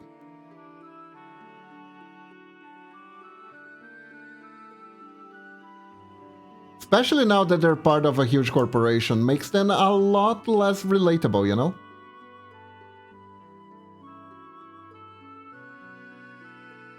Also, they do a lot of do-do-head stuff, but you know, that's part of being a part of a big corporation.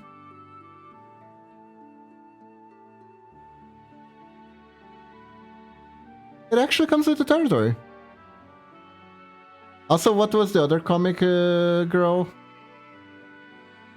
Oh, let's call her the Enchantress. I think it's the best translation. It was a feiticeira. Which, by the way, was the translated title for that old TV series called Bewitched here in Brazil.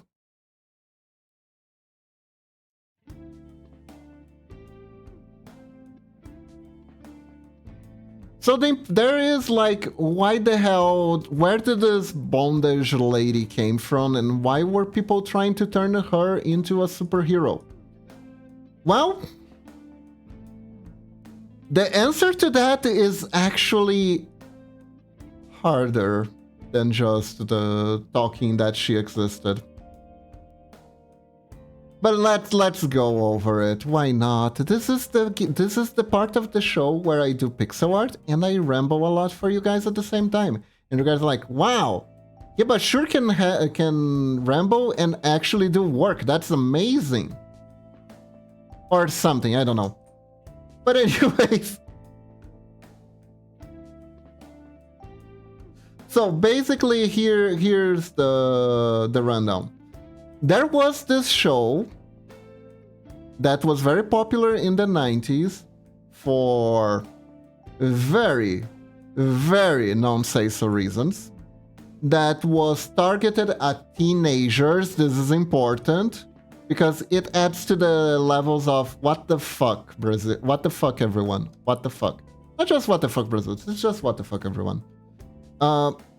Basically, it was a question-answer kind of show, right? It was a quiz show.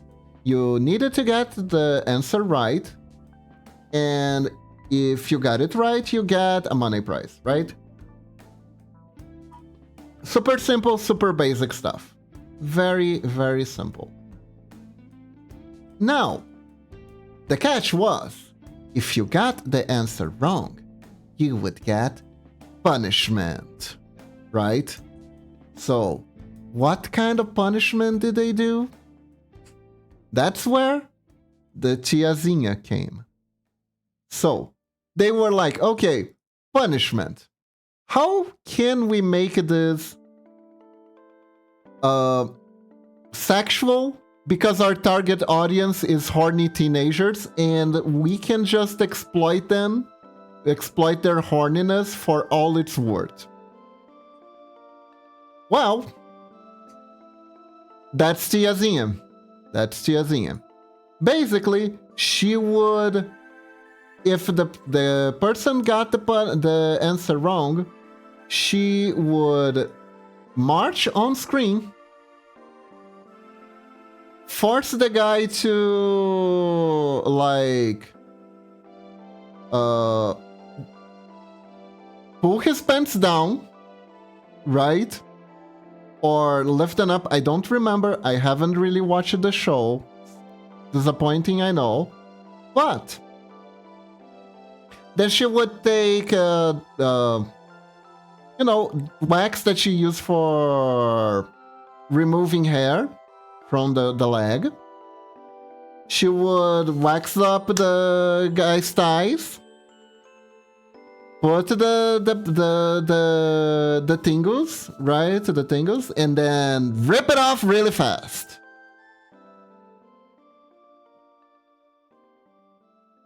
I don't know. I have depilation in my head, and I'm pretty sure that's not what you call it.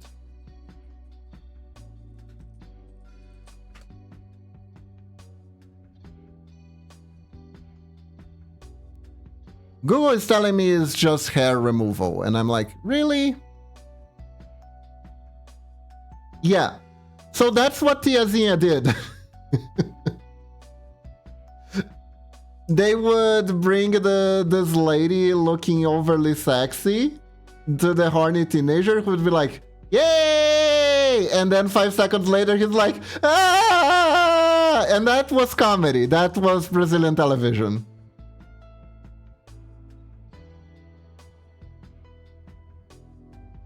That's Brazilian television in a nutshell. It's actually very sadistic. We actually have a very sadistic sense of humor, now that I think about it. At least we did back in the 90s.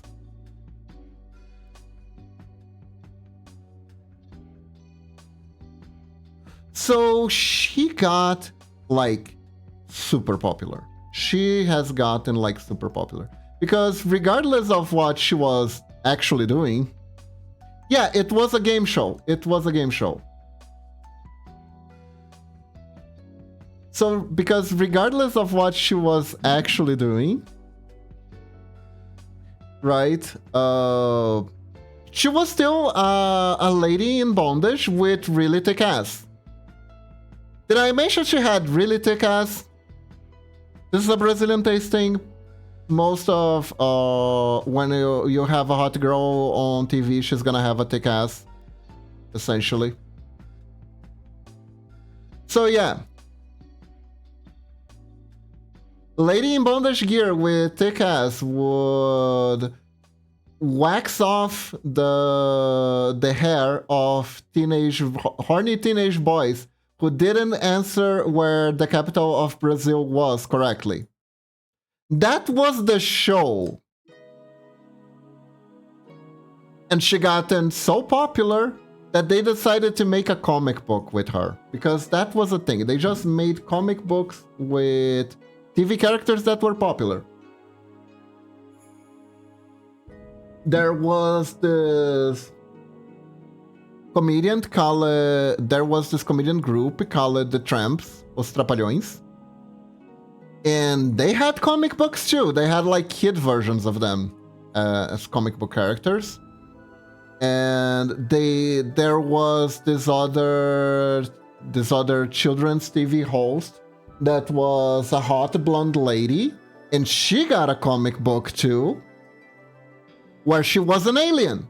That was actually part of her lore. I think Xuxa might have been the first VTuber. Holy crap. Guys, one of these days I'm gonna do a stream that's like a deep dive on Xuxa. Because you guys don't know what she is. But she's the one who sings the Brazilian happy birthday song that I put as a reading during my Brazilian stream.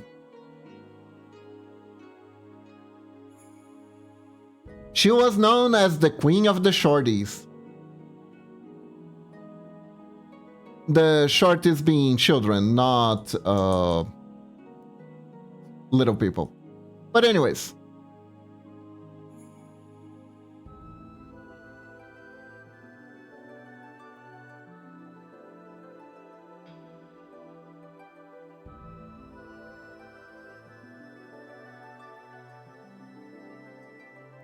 So I'm trying to think if there was another comic which was an animated show, which has an animated show that is funny. Technically Teenage Mutant Ninja Turtles, let's think about it.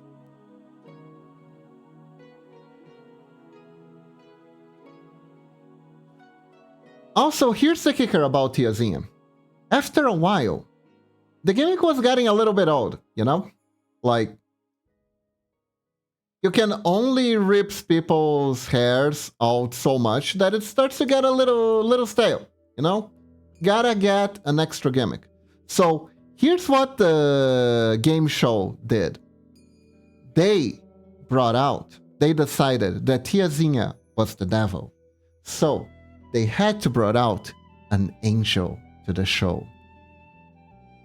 They had to bring a reward if the horny teenager got it right too. So they brought the enchantress, a feiticeira. And basically it was a blonde lady with very thick butt and very thick breasts. She was full thick, right? And she was dressed in a odalisca outfit. So basically, in a belly dancer outfit. She was in a belly dancer outfit. Her thing was that she was like a genie, right? A really hot genie that would grant one special wish to the winner. And I don't know what actually happened, but it was probably something semi-horny, like give him a little kiss on the cheek or something, you know? But like, you get a kiss on the cheek from like a really, really thick lady that's dressed extremely provocative and you're a teenager, you're probably gonna cream your pants anyways, but that's besides the point. That's besides the point. And that was the show.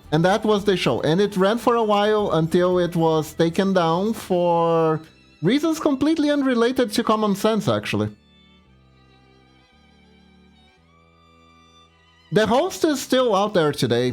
They just do a different show with different gimmicks now.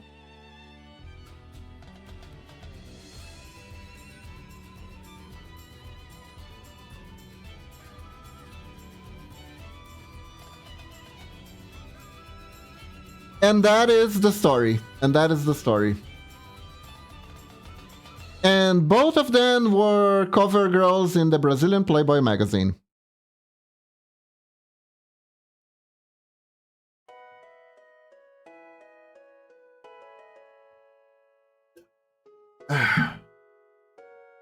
It is a wild rabbit hole.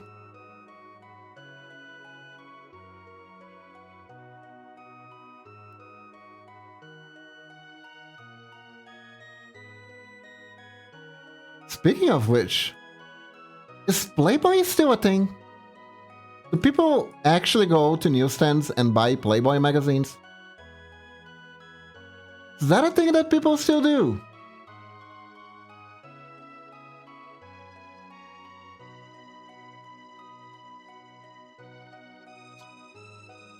I remember the memes back in the day that it was like, yeah, no, right, they don't do that anymore.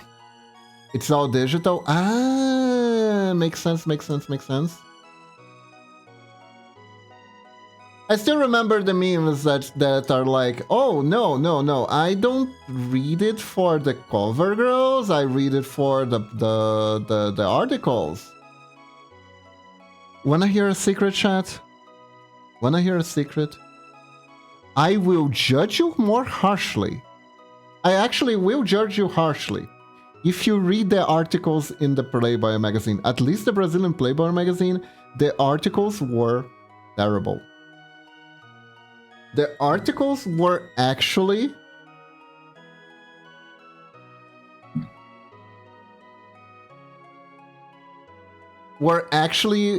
terrible. The articles were actually terrible. Why were the articles terrible, Kiba? Oh, I'll tell you. I'll tell you, my dear watcher. I had the displeasure of actually reading the magazine when I was growing up, and there's some I still remember it. Thankfully, I read it. Did not do anything with it in terms of actually incorporating it to my life, thankfully, because those articles are pretty much pickup artist stuff. It has some disgusting ideas in it. Was it nationalism threatening tactics? Nah, just pickup artist stuff. It was how to get laid by using these psychologic tricks. You know, that kind of stuff? Yeah.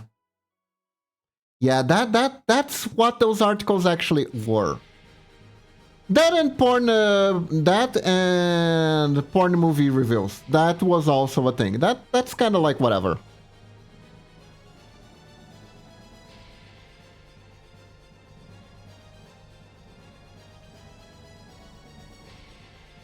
Though I never seen any of the porn movies that they were talking about in that article ever, so I have to wonder if they were just making shit up, which would have been hilarious.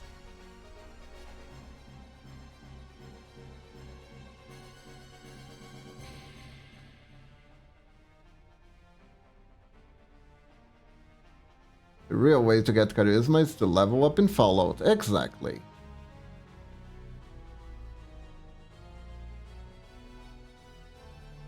Yeah, Gaslight Magazine. Oh, it had some horrible stuff in there. There was one advice that I still remember. Because I am weird like that. I can actually remember stuff that I read a long time ago if it made me go like, ew, you know? Basically, the advice was to... Okay, so I don't even know if I should say anything, because if it's clipped out of context, it would look really bad. It was like the kind of stuff where it's like, in order to get the girl you want, you gotta manipulate their friends, you know, that kind of stuff? Where it's kind of like really slimy. It was that kind of stuff. It was really slimy advice. My finger was on the clip button, damn it. Nah. No. It was super slimy stuff. Very unpleasant, very unpleasant, very unpleasant. Cosmopolitan, on the other hand, had had an article with like over 20 techniques on how to do different hand jobs for your husband. It was really funny. They started making up names for the techniques. There was one technique it called the umbrella. I'm not entirely sure that grapefruit technique meme didn't actually start as a Cosmopolitan article, honestly.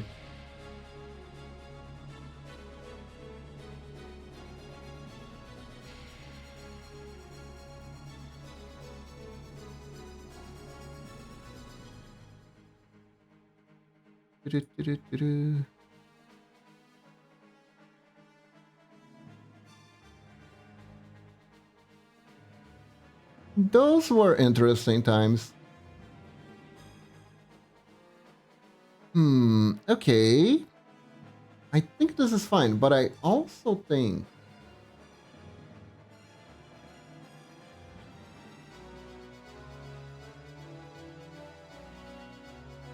Yeah, I usually struggle a little bit.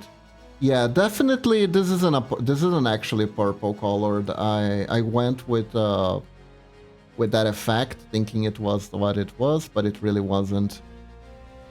It's more like... I think this one actually works. Yeah, like this, I think. Yeah, this color. Let's use this color. So here, we take this color and replace with this one. Go. Maybe they advertised the Winnie the Pooh plug and play that magazine.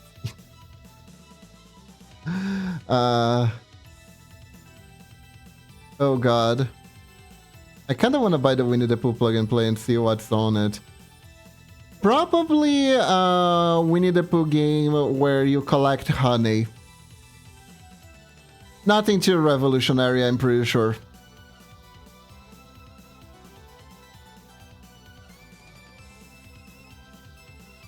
But I'll be real though. Those plug and play games, they are very fancy actually. Nowadays, at least they have like actual games in them. I remember when I was little here in Brazil, what we had were those Game Watch type games. You know? Kind of like the Game Watch from... actual Game Watch from Nintendo. We had a company called Tectoy. They made them by the thousands. There were just so many of them.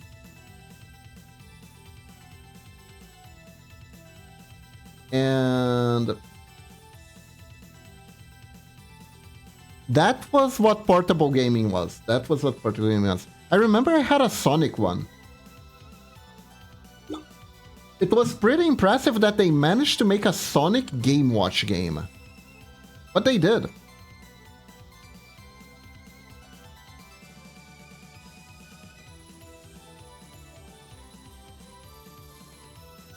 And... wasn't good. Wasn't bad, honestly.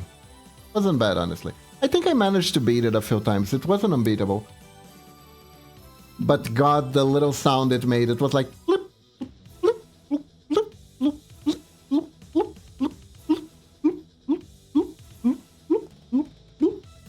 You know? Kinda drives you crazy after a while. Just hearing.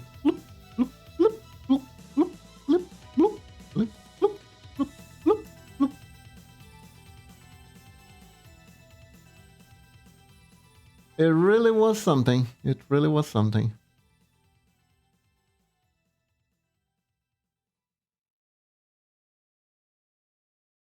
I don't know exactly what it sounded like, but I feel like you did it perfectly.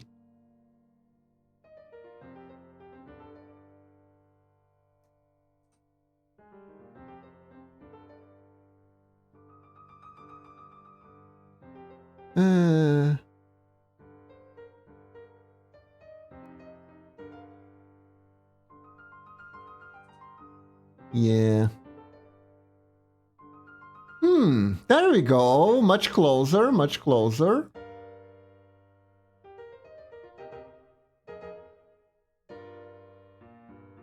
Look at that handsome fella stuck in there. I do want to think... I did think... I've been making their mouths open even though the mold is for the mouth closed. But I think this guy actually fits the closed mouth. Can we try to make luscious lips for him though? I'm noticing some luscious lips here. Can luscious lips be achieved?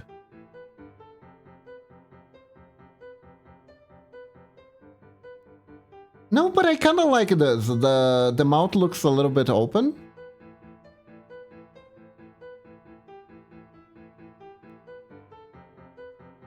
Kind of like the face he's making here.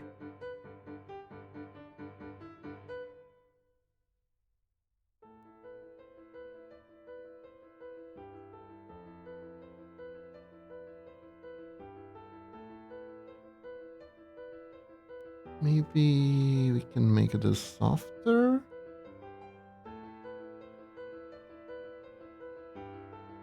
Yeah.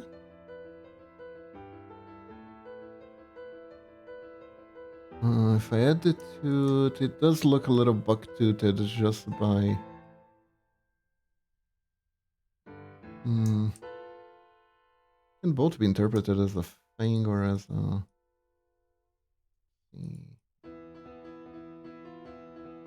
A bit too open.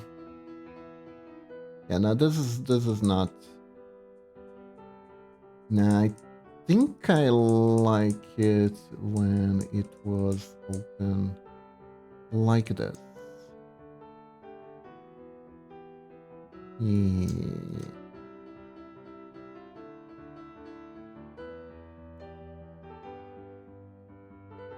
There we go. There we go. This looks nice. This looks nice. Okay. So, chat, I am gonna take a quick break now to grab some water and grab my own snackos because Momochi isn't here today. It's gonna be just a 3-minute break though, so be right back. Don't go anywhere. I mean, you can watch something else while I'm getting the snacks, but I would like if you were. I will still be here, so yeah. I will do get the hydration, the snacks. BRB. Wee.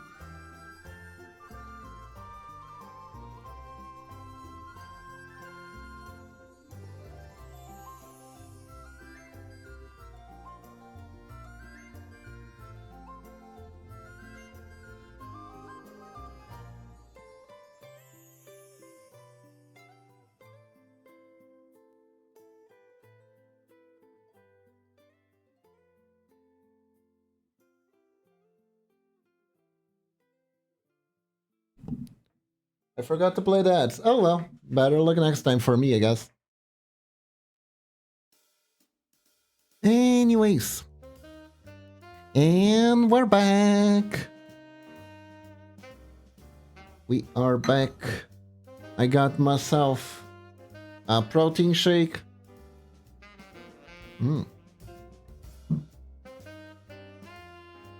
Because my nutritionist said I need this in order to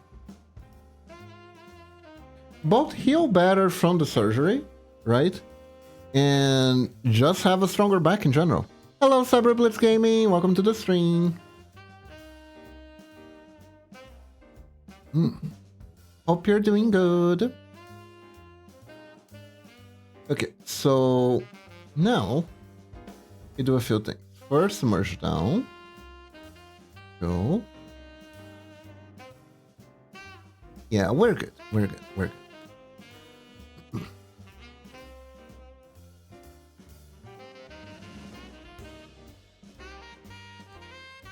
Do this. And here is gonna have a pop. How are you doing today? Go. And then back here. Perfect, perfect.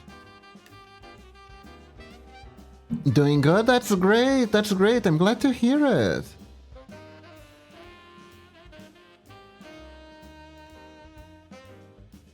It's good to be doing good. I'm doing good too. I'm doing good too. We're working on another your character here commission today. Apparently for a friend of Sharky's. Coyote the Bard commissioned me.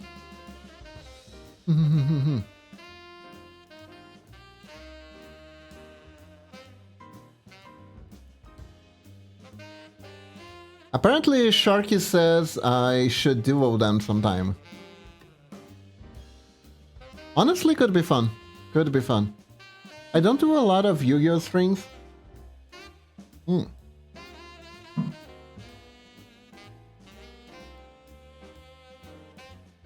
Cause I don't know.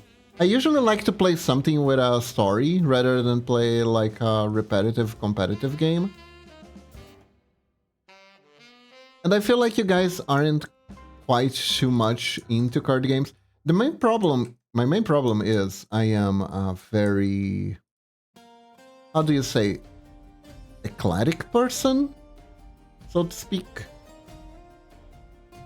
I tend to like a bunch of stuff that if the algorithm doesn't really like, for it all to be in one place.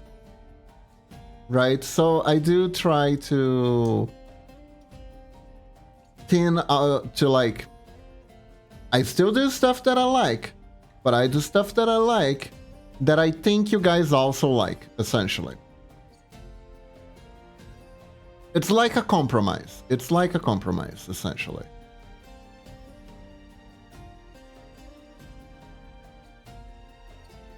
Because I know at least some of you are like, Giba, you need to play what you like. You should play what you like always. Don't keep relying on us for what you're gonna do, stuff like that, right?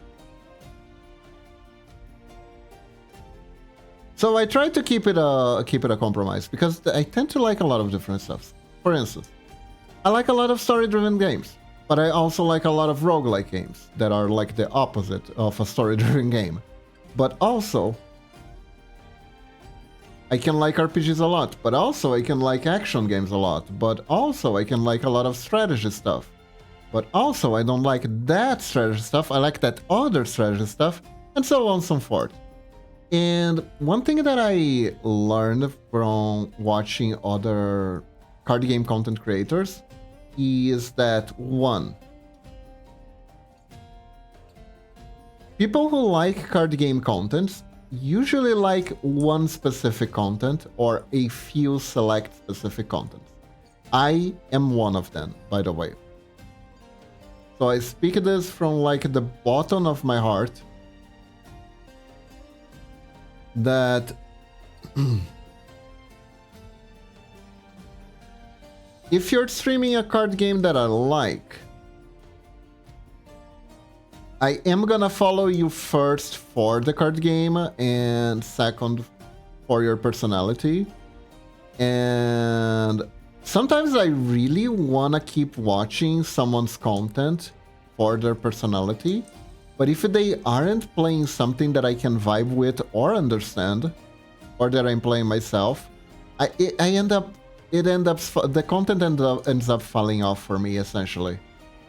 So I know that that's the thing. I know that it happens to me, even if I actually try hard for it to not happen. So I don't really tempt it, essentially. Oh. Leela has learned to open doors, and she is in my office right now.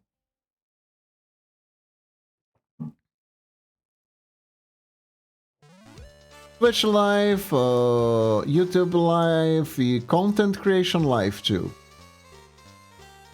But honestly, that's a good thing. That can be a good thing.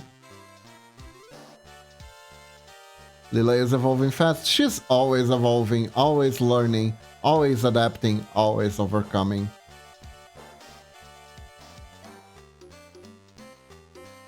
Because, like, that means that I also won't necessarily get the pressure of trying to monetize every single little thing that I like. Right? Because this is the thing that happens with a lot of content creators, is that they kind of... Particularly the so-called influencers, right? The influencers, like, kind of monetize their own lives, so to speak. So it's like, oh, you're friend with this person? When are you doing a collab with them? Oh, you went to this place? Why are you not making a video about this place? You know, that kind of stuff? Are you making a video about this place? Are you sure you're giving your audience every single little tidbit of your life? You know, it's not good. It's not good for the brain. It's not good for the brain.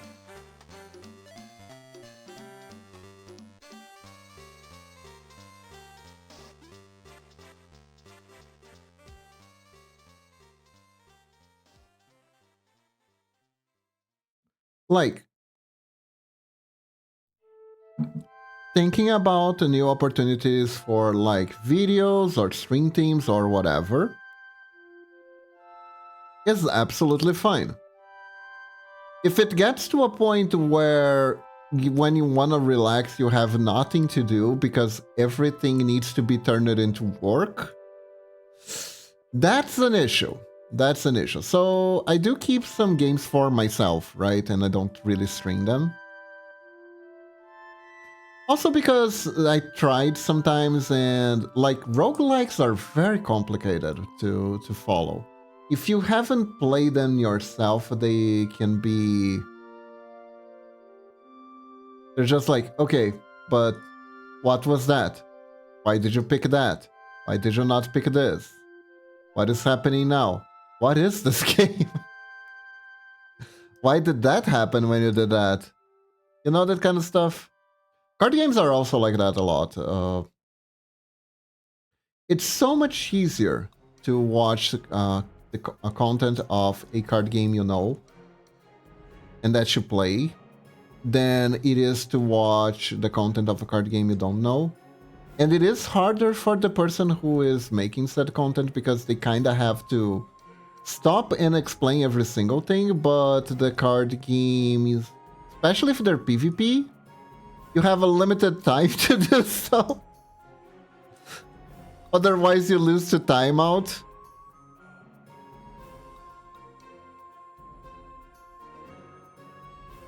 I think that's the hardest part of, like, streaming Yu-Gi-Oh! In general, right? Because there are plenty of people who are like, hey, I used to play this, I know what's going on, and the answer is no. No, you don't. The card game has become something completely different than when you and I played as children in the play yard. It is vastly more complicated now. And you're not gonna recognize most of these cards.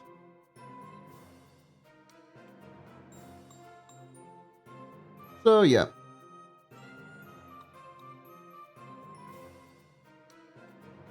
I learned some of the new rules and I don't understand. Oh? What kind of rules do you don't understand, Camogod? Do you mean the summoning mechanics? Usually they just add summoning mechanics to the rules.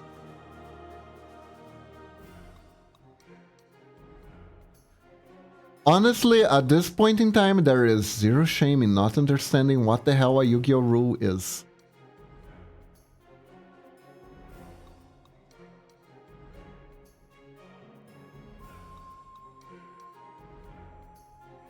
Do you... As you told me before, it's not begin. It really isn't. It really isn't.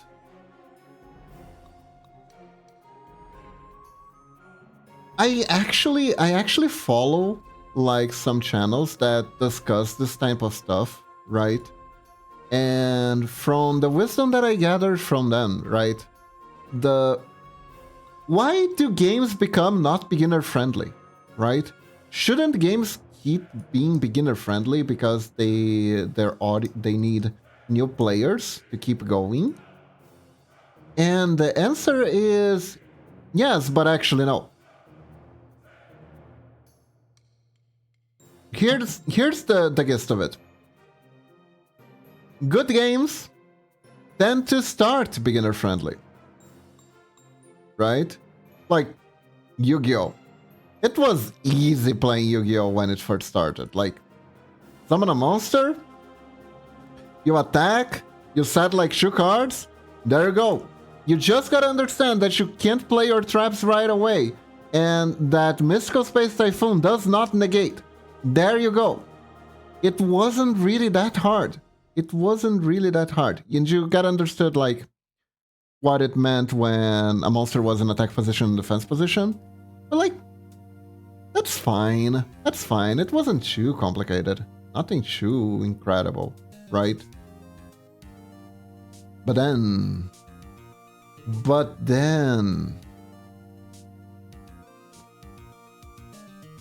card complexity increased tremendously. We have, like... God, how many summoning methods are in Yu-Gi-Oh! Now? You got your normal summon / set, which is kind of a separate thing, but not really. You have your tribute summon. You have your fusion summon. So far that's 2, 3 with fusion. You got basic special summon, so that's 4. Then you have ritual summon, that's 5. Then you have synchro summon, that's 6. Then you get Zix summon, that's 7. Then you get pendulum summon, that's 8. Then you get link summon, so that's 9. Is that it? 9? We have 9 different summon mechanics in the game so far. Yeah, we got 9 different summon mechanics in the game so far. Yeah, it's 9. It's 9. Remember when... You know what's like, what is gorgeous? This is something that I love, though. The game has actually become so complicated that the plot of GX, of their existing an entire school that you need to go to in order to learn how to play a card game is not that far off. Having university courses for playing Yu-Gi-Oh! Is coming close to a reality if they keep making the game even more complicated. You gotta have a PhD in card games to play Yu-Gi-Oh! Having a PhD in card games could be a thing of the future.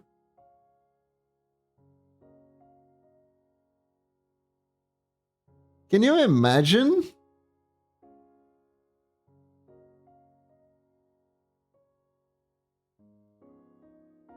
What jobs does this give you? None. Content creator. It gives you content creator job. Your job is to make content creation for Yu-Gi-Oh!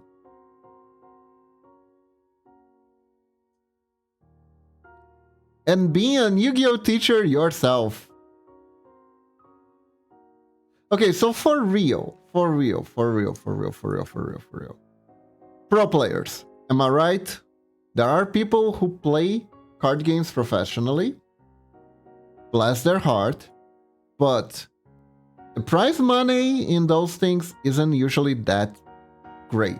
Especially considering what you actually spend in order to participate in these tournaments. Because most of the time, unless it's like the world's final, you're paying the traveling expenses out of your pocket. So, and a lot of the time, the prize money will barely cover your travel expenses. So, why do it at all, right? And the answer is because you gain community cred. When you have community cred, you can use that community cred to make contents. There is, I shit you not, there is a How to Build Good Decks in Magic the Gathering book. There is a book written by a World Championship winner about how to evaluate cards and build good decks in Magic the Gathering. It's supposed to be like a generic book that is gonna last forever. Using these principles, you too cannot suck at the building decks. And that person was able to publish that book. And they got the money off that book because they were a champion winner. And by having community creds, people would actually buy that because they would want to listen his opinion on the game. Sato clearly had money from Yu-Gi-Oh, not having money prior and buying Yu-Gi-Oh. So that is kind of your career prospects if you like go all in card games. But also, here's the issue with that. You gotta, keep winning tournaments. Otherwise, people are gonna think you're a wash-up. And it's like, oh, this guy? Yeah, he won tournaments a while ago. But then he just stopped winning them and just got into a slump. He used to be good. Now he's a has-been, he's a wash-up. This new guy, on the other hand, Daniel, has some really different ideas about how you should do things. So, at this point, this is the point where the game's not fun anymore, right? This is the pain. I think this is the biggest painful point is like if you have to do a lot of content for a game in particular, and it's a competitive game and you're pressed to keep results up, it's gonna make the game less fun. It's gonna make the game less fun as a whole. It could be even like a bad time, you know?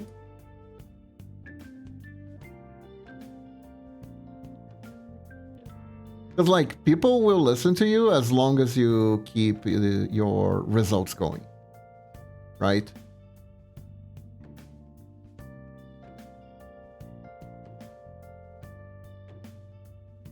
Now, there are other ways of showing that you know your stuff without necessarily winning all the time. Because honestly, that is bullshit.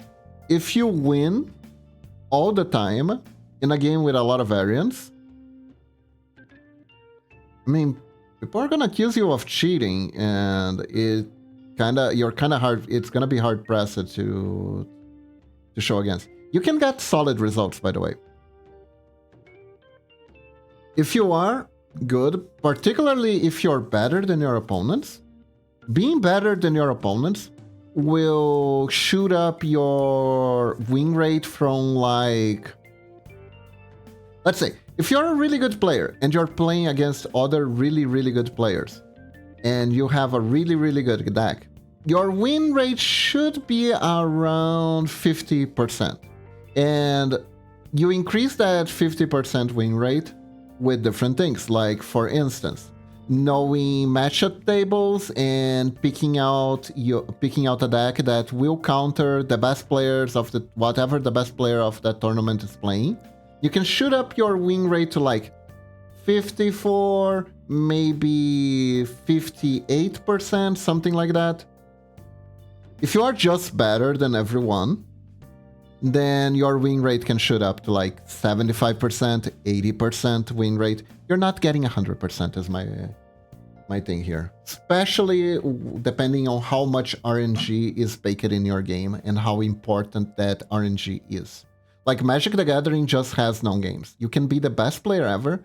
You can have the most skill deck ever. You can be the best pilot ever. If you draw 5 lands in your opening hand, then you reshuffle with your mulligan, and you open 5 lands again, and you reshuffle with your mulligan, and you open 5 lands again, you're fucking dead. Right? It happens. It's unlikely, but it's gonna happen. So you're not getting that 100% win rate.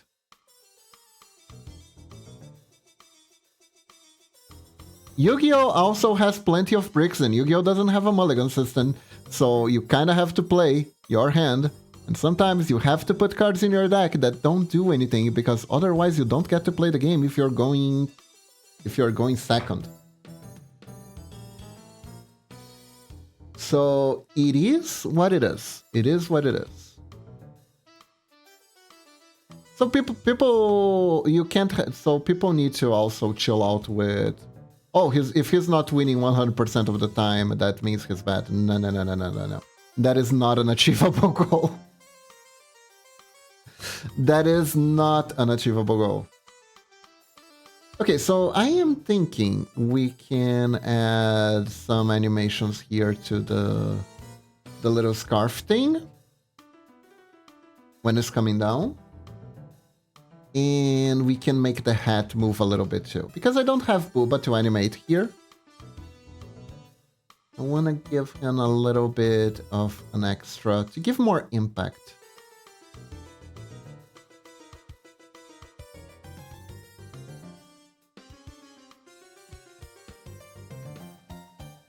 The other thing that you need if you want to try to make card game content, in my opinion, is you kind of need to bring something that other people aren't bringing already to the table, right?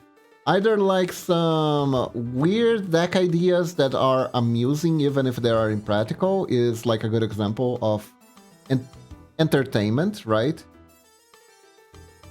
Or like a different perspective on playing card games, or even just doing something completely different while playing card games, stuff like that.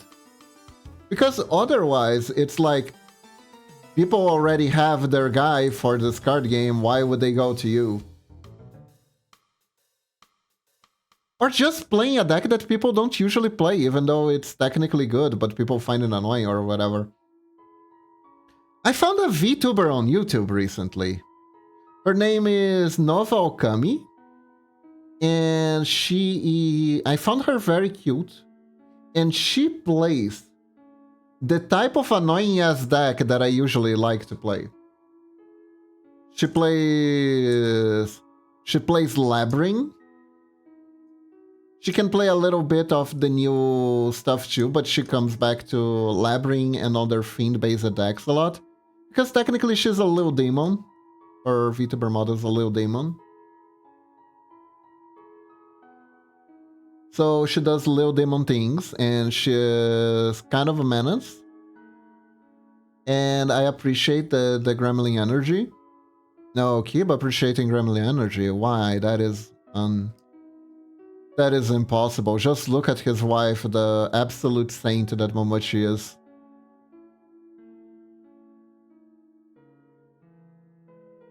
So yeah, basically she has a thing. It doesn't have to be a big thing sometimes. Doesn't have to be a big thing. But having a thing is important. Heck, I hope I have a thing. I hope I have a thing. I am trying to have a thing.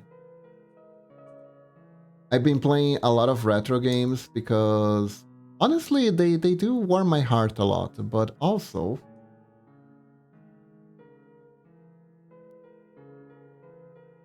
because I kind of want to have that thing. There are a lot of content creators that did retro game stuff that got like involved in weird scandals and stuff. And it's like, I'm wondering if there is a vacuum I could fill.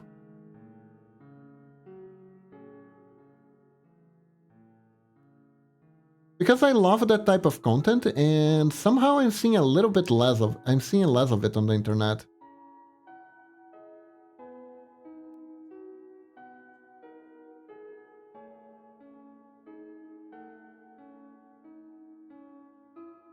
It's also really fun when I get to play a game that I never knew existed or that I didn't pay much attention, and I get to see why a lot of people like it. Do you think it's just less people or algorithm? Algorithm plays a big part. Algorithm plays a big part. Uh, Honestly, some of the algorithm talks like sound kinda scary sometimes to me. If people go, oh, people are looking for this and this and this and this and this, and I'm like, why are people looking for like harder and harder experiences? You know? What is this void that you watched so much content that now you need like the harder stuff or something like that? This is I'm speaking particular to like TikTok stuff, you know? Because like people start to get doing increasingly more ridiculous things. Like that one influencer with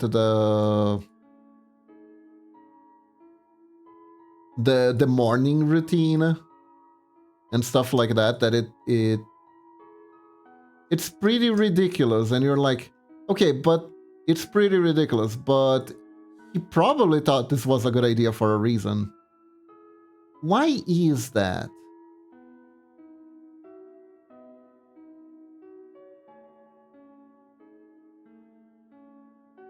Right? I wonder about that. But anyways, my ideal is to try to make content that, one, isn't harmful to you, right? I don't expect you to sit here for the full stream necessarily if you don't want to. I'm okay with that. I don't want to do a content that's like addicting, so to speak.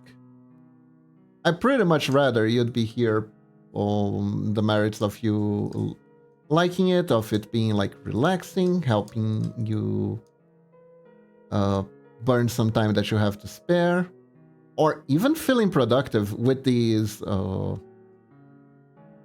pixel art strings. I know a lot of artists like to watch other people working with them. The strings are awesome. I love hanging out here. Ah, thank you, Camel God. Thank you.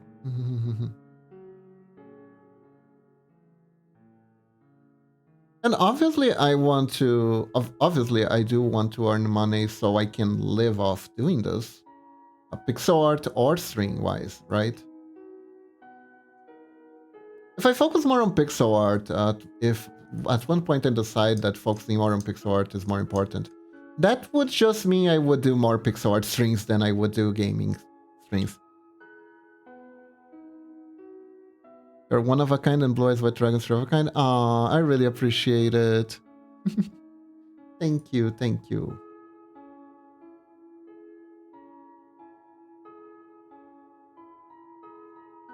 So that is my ideal. How my ideal will clash with reality, we'll see. But it's what I'm going for. It's what I'm going for.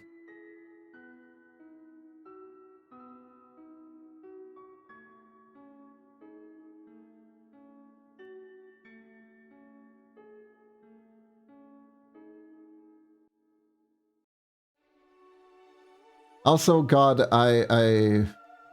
I like doing commission work so much better than doing actual work.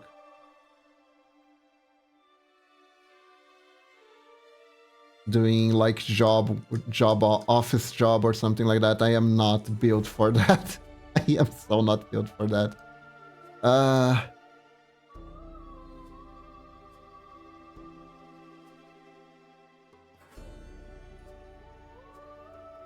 Also, I still blue eyes, white dragon blue, and blue eyes. And the black magician purple. Well, Camel God, the real reason for that is because they first appeared in a manga that was completely black and white. And actually, hold up. I am actually gonna check this out to see if it's true, so I'm not fibbing, right? Manga. Let me see if I can find a Yu-Gi-Oh! Manga cover that has blue eyes in it. Because I am pretty sure that the original illustrations that had blue eyes. Yeah, no, he is blue. He is blue. Technically, it's the shading. He's supposed to be. He is white with blue shading. Right? That is how the blue eyes work. Such is the way of the blue eyes. Let me get that real quick. God, I need to clear my screen capture. I use it way too much. I use it way too much. Hold up. There we go. There we go. There's an Yu-Gi-Oh issue. Yeah, see, technically, this is actually his color. And this is like the shading. Because honestly, if you make the shading of... If you take a creature that's like white and anemic, and you make the shading like gray, they look bad. It looks bad, actually. It looks so bad. Doesn't look too cool. This is why when I do shadow for the eyes, the inside of the white of the eyes, I'd like to use blue. Because if I use gray, it looks a little bit dead. You know? It just looks better with the blue.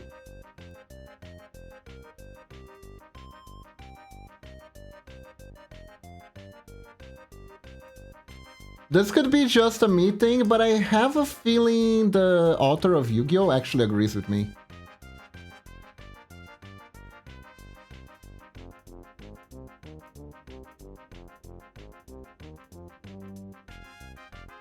Yeah, no?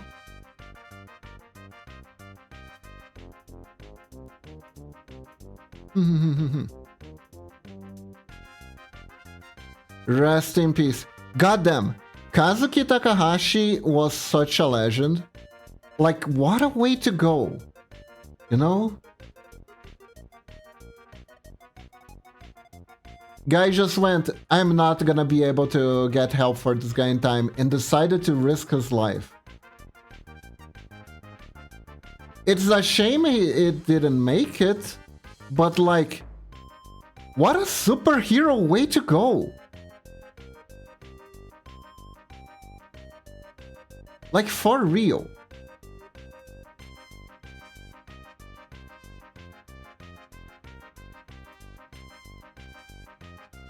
He was awesome. I admire him deeply.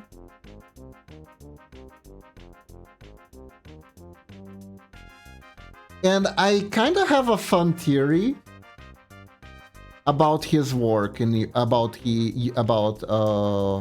Yu-Gi-Oh's beginnings, right? Because there is something about Yu-Gi-Oh that I always found interesting, right? Which is how edgy it was at the beginning.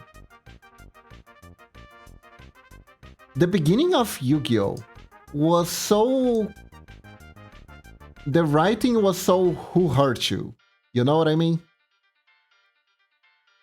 Because it dealt with a lot of bullying. There were a lot of people being gratuitously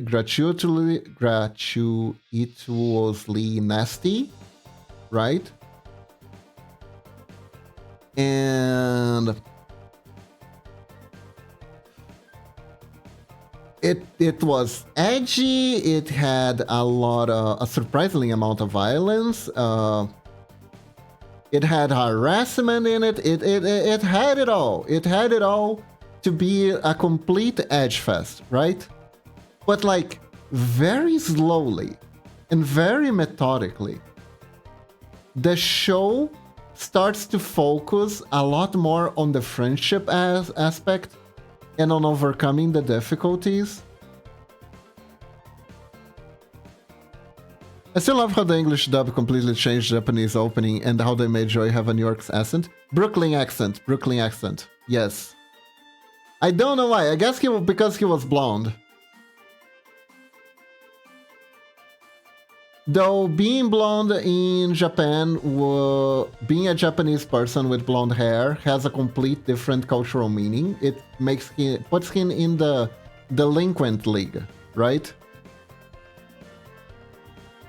They truly did learn the heart of the cards. Yeah, you say that as a joke, but the show develops a lot of heart. Particularly the manga. Like, even the Joey's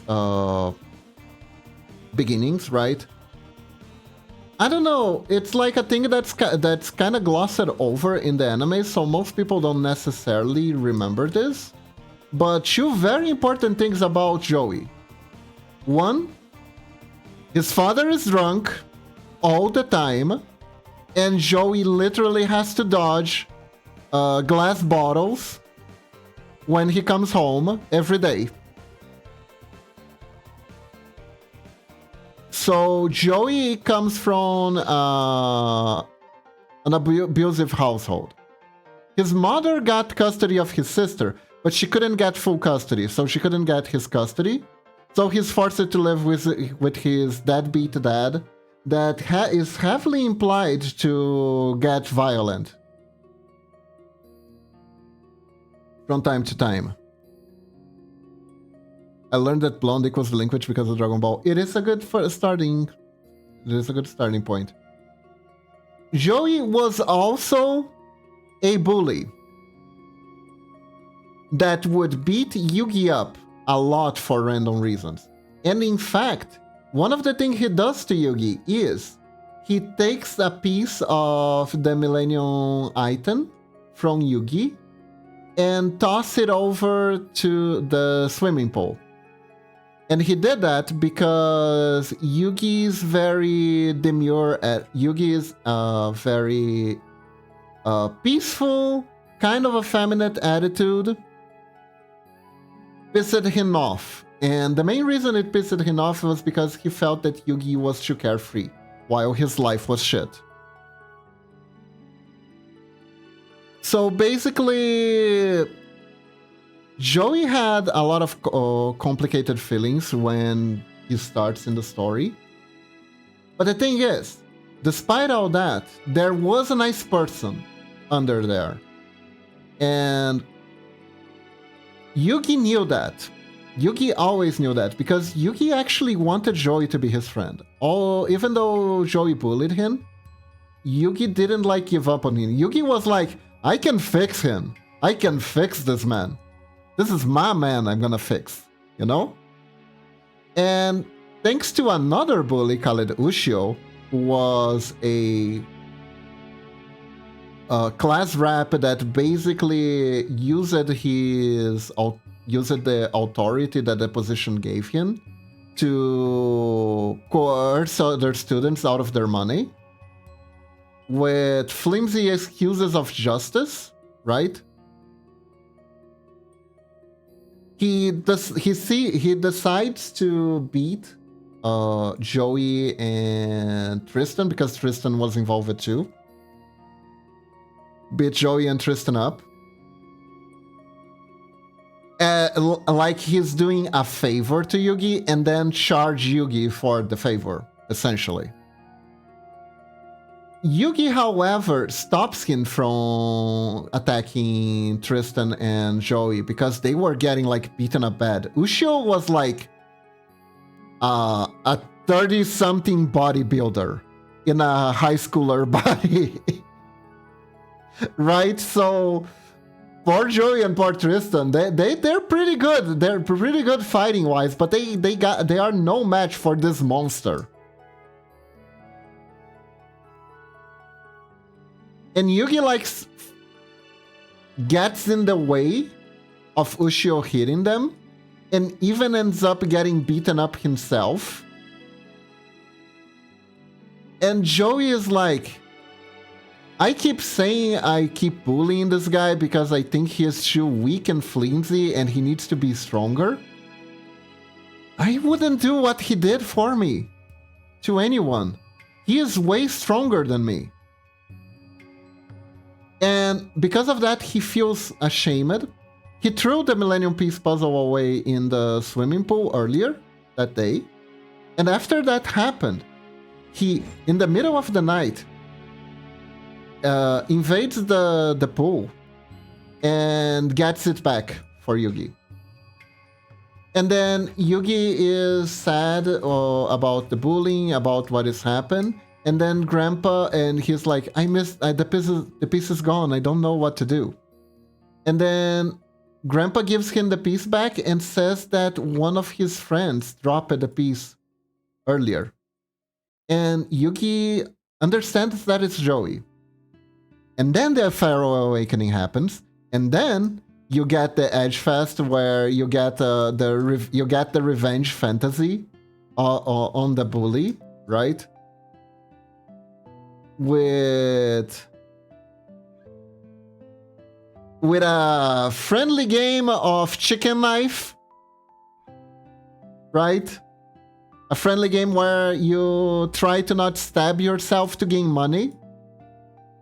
Some friendly gamble. Let's go Gamba. And then he beats the bad guy. The bad guy goes insane. Because he makes him be trapped in an illusion where he thinks grass is money. And he is never heard from again. So in my headcanon, he still thinks grass is money and had to be committed to an asylum forever. Because we pretty much don't hear from him again. He's just gone from the story forever. Later for his design to be returned in 5Ds as a completely different character. With the exact same name. No one knows why. Mamachi, thank you for the 20 months. Thank you, thank you. How are you doing today? Hope you had a good time doing your exercises.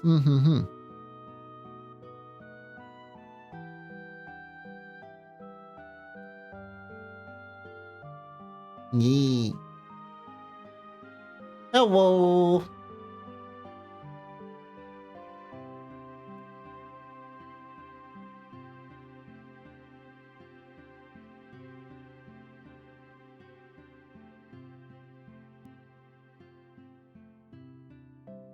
This is looking sussy? What? There's nothing sussy here. Don't know what you're talking about. Just because it's a bard, you think it's sussy. That is bardism, Momochi. That is bardism. Not all bards roll to seduce all the time, you know?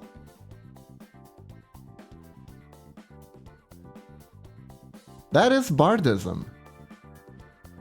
Yes, so...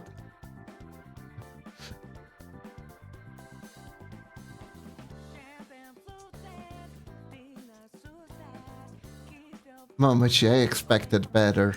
Ow, ow, ow, ow.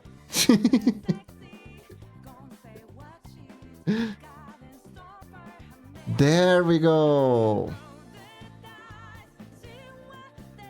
Perfection.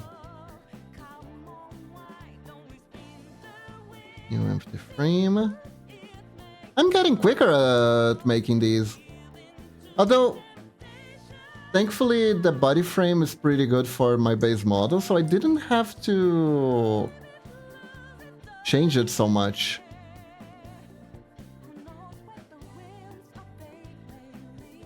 So now we do blink. We do blinks. There we go. Best part is I only need to blink on one side.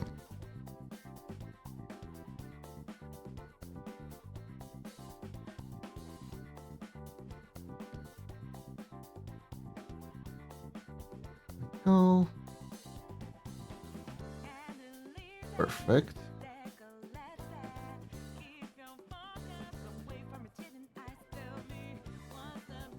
There we go.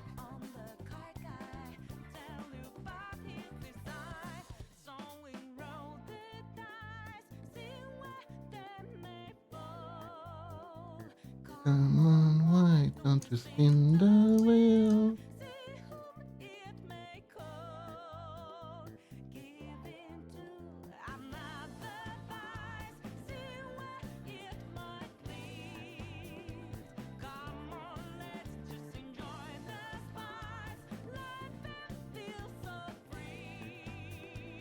Give in to temptation.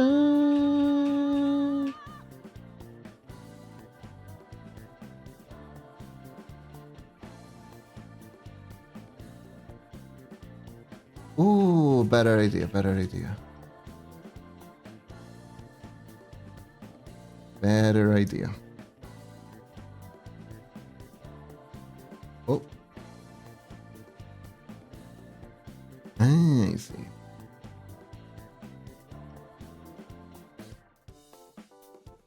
Go.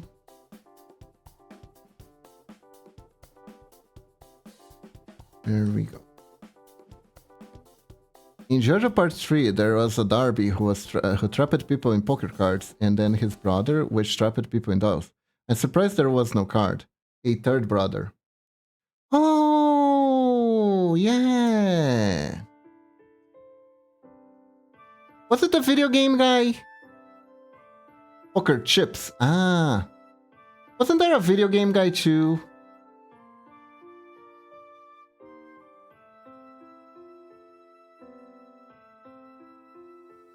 There we go.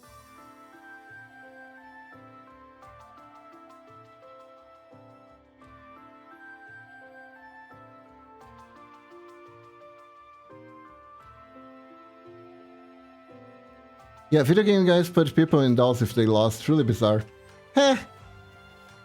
Man, he could have been just like Mita and trap people into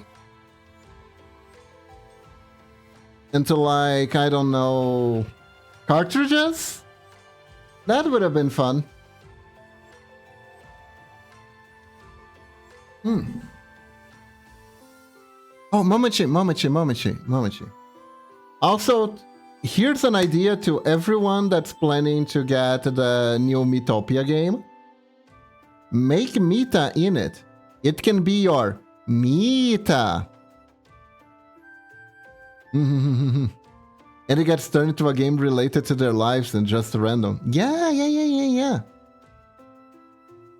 You can have Mita be your Mita. Get it? Get it? Get it? Huh? Dude, am I done? Mita! Man, this was actually a pretty fast commission.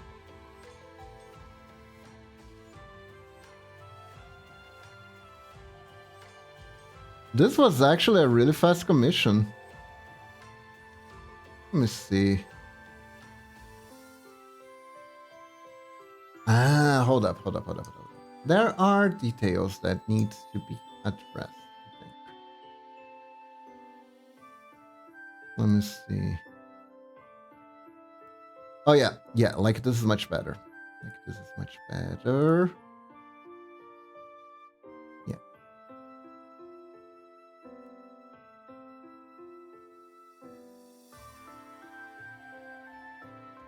Yeah. There we go. Now the head flops a little bit. Perfect.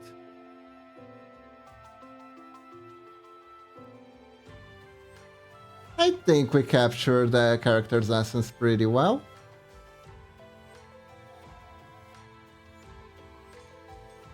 It moves pretty nicely, doesn't it? I think we did a pretty good job.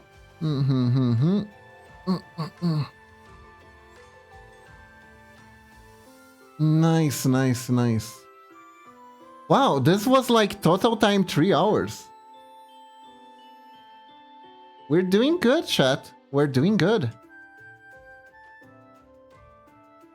Okay, so save. Gonna need some time to make sure everything is in order. But I don't think there's anything really outside. Like, pretty much like it is in the example.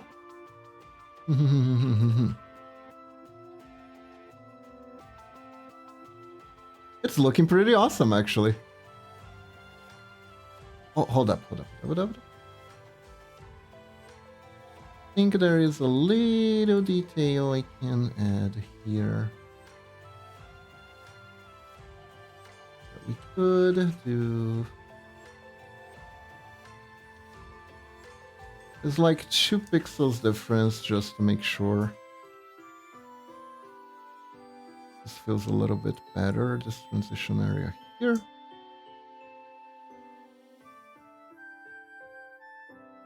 Let's see how that feels. Yep, nope, that's better. And we can add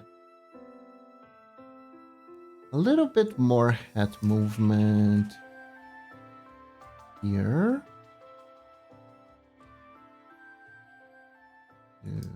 Kind of like this.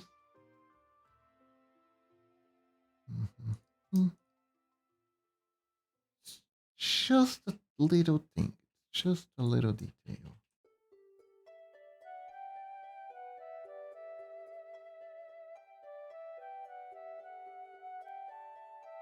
Yeah, but it does give extra movement. It does give a little bit extra movement. There we go.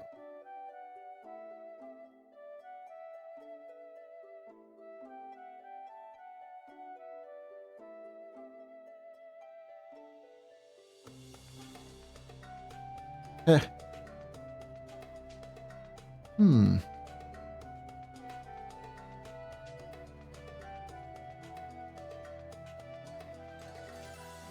Yeah.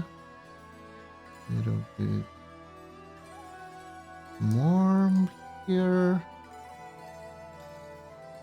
The feather didn't quite work the way I wanted, so I'm gonna make it a little bit more explicit.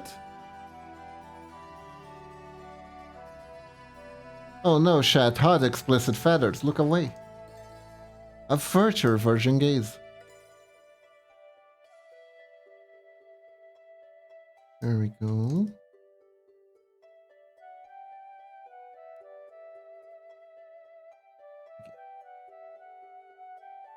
Jesus, look it up at the most expensive Yu-Gi-Oh card, $10 million. Must be a prize card, right?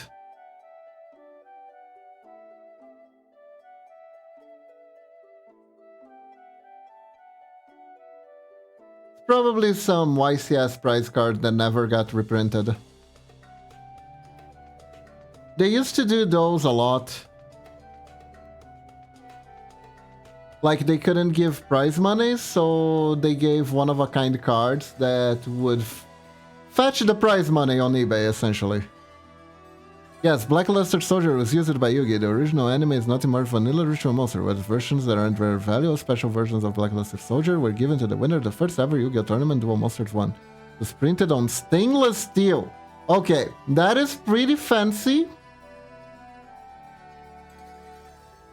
That sounds amazing. That sounds amazing, actually. There we go. There we go. Now that's a nice effect. Man, that must look so cool. Of course, I wouldn't pay that kind of money for one, but you know, pretty cool. Pretty cool.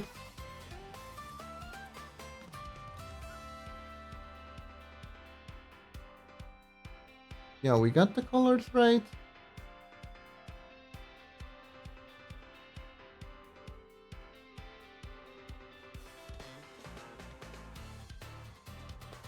We could make the suite a little bit darker. Maybe if I pick at this, but I think it's better. I think it's better like this. Better a little bit lighter. Oh, let me check.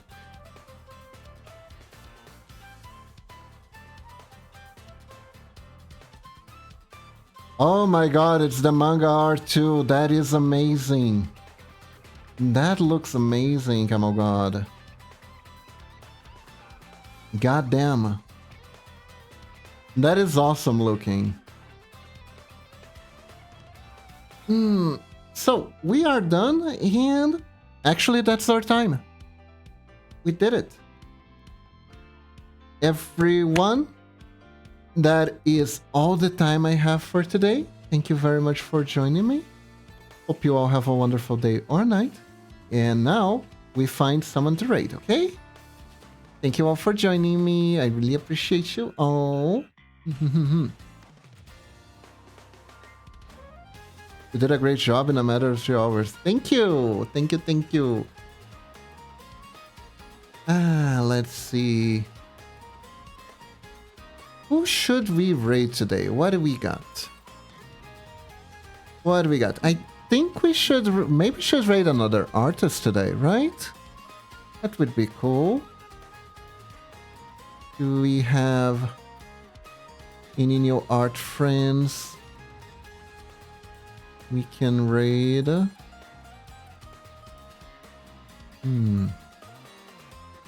Huh. Interesting.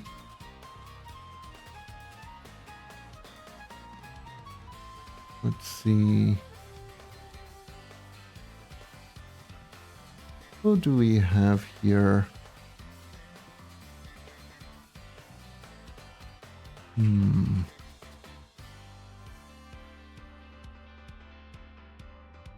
Shitload of artists, not a whole lot of pixel artists.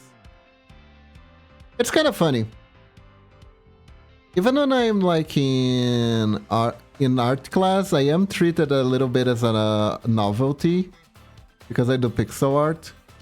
And people are like, how the fuck do you do that? It's always funny to have artists who are like incredibly awesome and talented looking at me and being like, how the fuck did you do that?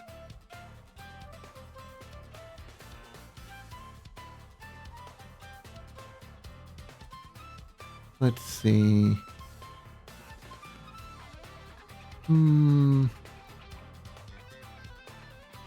I can't choose.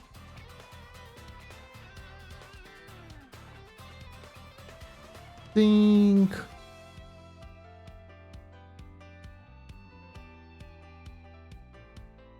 Just in a mini mini mode this thing. You know what? Let me see if I can find someone I know today. Let me see if I can find someone who's on that I know today.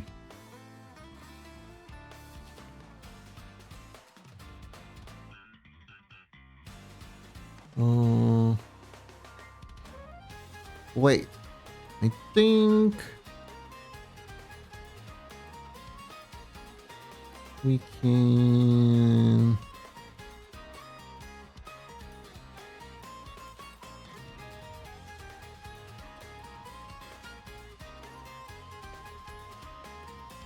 you know what? Hold up. Where are they? I found someone to raid. They disappeared. What? No! I found someone with a pixel avatar. Where? Where were they? Oh, there they are. Okay. So everyone, thank you again for joining me. I hope you all have a wonderful day or night. Stay awesome. And I will catch you guys next time, okay? So thank you very much for joining me. Have a wonderful day or night. And when in doubt, when you think you can do it, when you're having a hard time, focus your inner ninja. And sure you can! Bye-bye everyone! Have a good one! Bye-bye!